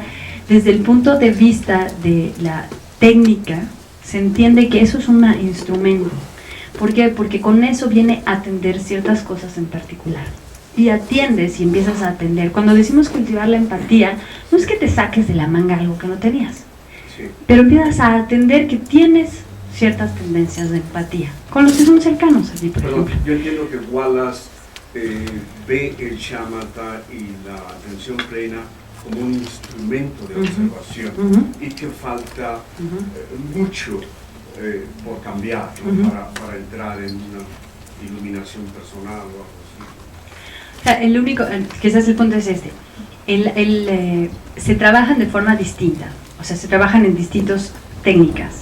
El aspecto empático, el aspecto emocional se trabaja directamente y en paralelo al trabajo, no es lo que hacemos nosotros y lo que hicieron en nuestras investigaciones con la atención, pero sí es interesante que el mero hecho de tan solo atender un objeto tiene repercusiones sobre esa regulación y sobre esa resiliencia. Para empezar, no sé cuáles son los circuitos neurales, desconozco, pero los tiene. Y es interesante porque estoy aventurando mis hipótesis, ¿no? Pero, ¿qué sucede? Si yo empiezo a atender una cosa y ahí están mis pensamientos, ¿y qué hago? No los paro, no los bloqueo, yo no pongo la mente en blanco, nadie me dijo eso.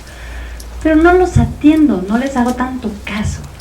Y en ese proceso, estoy aventurando mis hipótesis, ¿sí?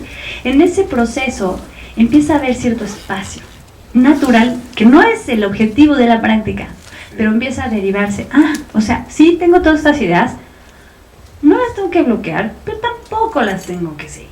Y eso me empieza a dar una libertad real, emocional. Entonces me encuentro práctica, terapéutica seguramente. Claro, me enfrento con algo y me doy cuenta cómo me siento, y como me doy cuenta cómo me siento, digo, hay un pequeño espacio que me permite moverme, un pequeño espacio que no tenía y que viene como resultado secundario, si quieres, sí, de solo cultivar la atención. En psicología como que tenemos, creo, la preconcepción de que para inhibir la respuesta disfuncional, para que no ocurra la respuesta maladaptativa, tienes que hacer algo. Y eso puede ser un repertorio a aprender, a enseñar por el terapeuta.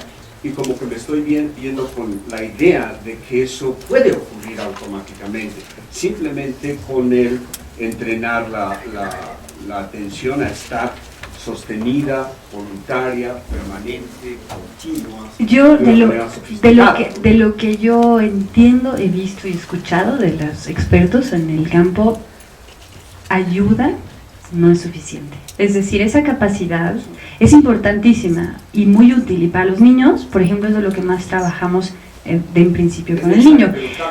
No es suficiente, es decir, al niño le ayudas, está en un ataque de ¿no? Y le dices, a ver, respira, y le canta su cancioncita y respira. ¿Qué está haciendo? Cambiando el foco de ese panorama emocional a una sensación física. ¿Y qué le da eso? Un espacio. Pero eso es solo un aspecto. De que le ayuda a saber que puede hacer eso ya es un gran avance. Pero después dices, ¿qué pasa? ¿Por qué igual querías sanjuanearte a sus damas? ¿No? ¿Por qué querías darle un guamazo a tu amiguito? A ver.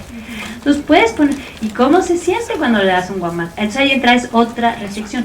En las técnicas hay un aspecto importante. La meditación se divide en dos grandes categorías. Una que es el cultivo de la atención unipuntual, donde regreso mi atención a un objeto, y otra que es el análisis. O sea, usamos nuestra inteligencia, tenemos mucha inteligencia natural, la traes, pero no nomás la traes en una mente más calma para analizar esa realidad y cómo te estás relacionando con esa realidad. Y se entiende como fundamental para un proceso más profundo, ¿no? Entonces, si quieres avanzar más, o sea, hay grados, por supuesto, de profundidad en todo esto, ¿no?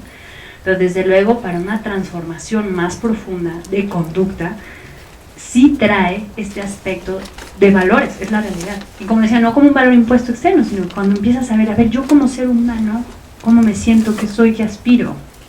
Si yo voy y me guameo a un menganito, pues menganito no creo que le encante, ¿no? O sea, pero sí dirigimos a los niños y también en nuestra interacción con adultos a observar ese tema. O sea, lo que estás haciendo impacta, le impacta al cómo te impacta a ti. Entonces hay un uso de la reflexión, por un lado, y luego el uso de estas técnicas donde piensas en el otro y dices, el otro, o sea, a mi mamá pues la quiero natural, me sale, ¿no? Pero al exnovio pues no, ¿no? Entonces pero el exnovio es una persona, quiere ser feliz, me hizo esto, me hizo aquello, pero estaba buscando estar, y que puede estar bien. Entonces uso mi reflexión y luego cultivo un deseo que ya de suyo es natural, nada más que sesgado. Entonces sí, no basta, no es suficiente.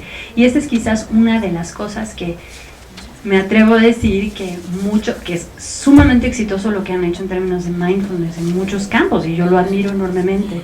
Pero claro, reduce un panorama enorme de técnicas a estoy presente ahora. Claro que te sirve estar presente ahora, es buenísimo, pero estoy presente ahora mientras te mato, ¿no?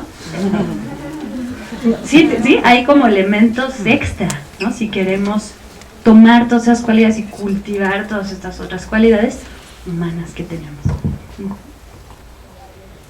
Creo que se acabó el tiempo. Pues, ahora que te escucho me hizo recordar como practicante de la atletismo, sesiones largas de 2 o 3 horas.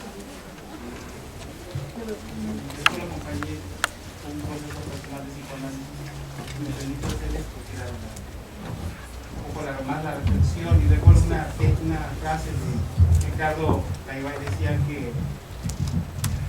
le preguntaban qué era para él la experiencia. Dice, la experiencia es la memoria reflexiva. Y esa frase me agradó, me acabó un poco más la idea. Hace poco recuperé el trabajo de Jacobo Greenberg, que le preguntaban sobre la libertad, y dice, la libertad es conocerte a ti mismo. No sé, no divagó, dijo, es la capacidad de conocerte a ti mismo. Muchas gracias. Pues les agradezco su tiempo, su paciencia, que ya nos consumimos casi todo el oxígeno en este cuarto. Muchísimas gracias. Y aquí con Emiliana, con Gavina, también quiero.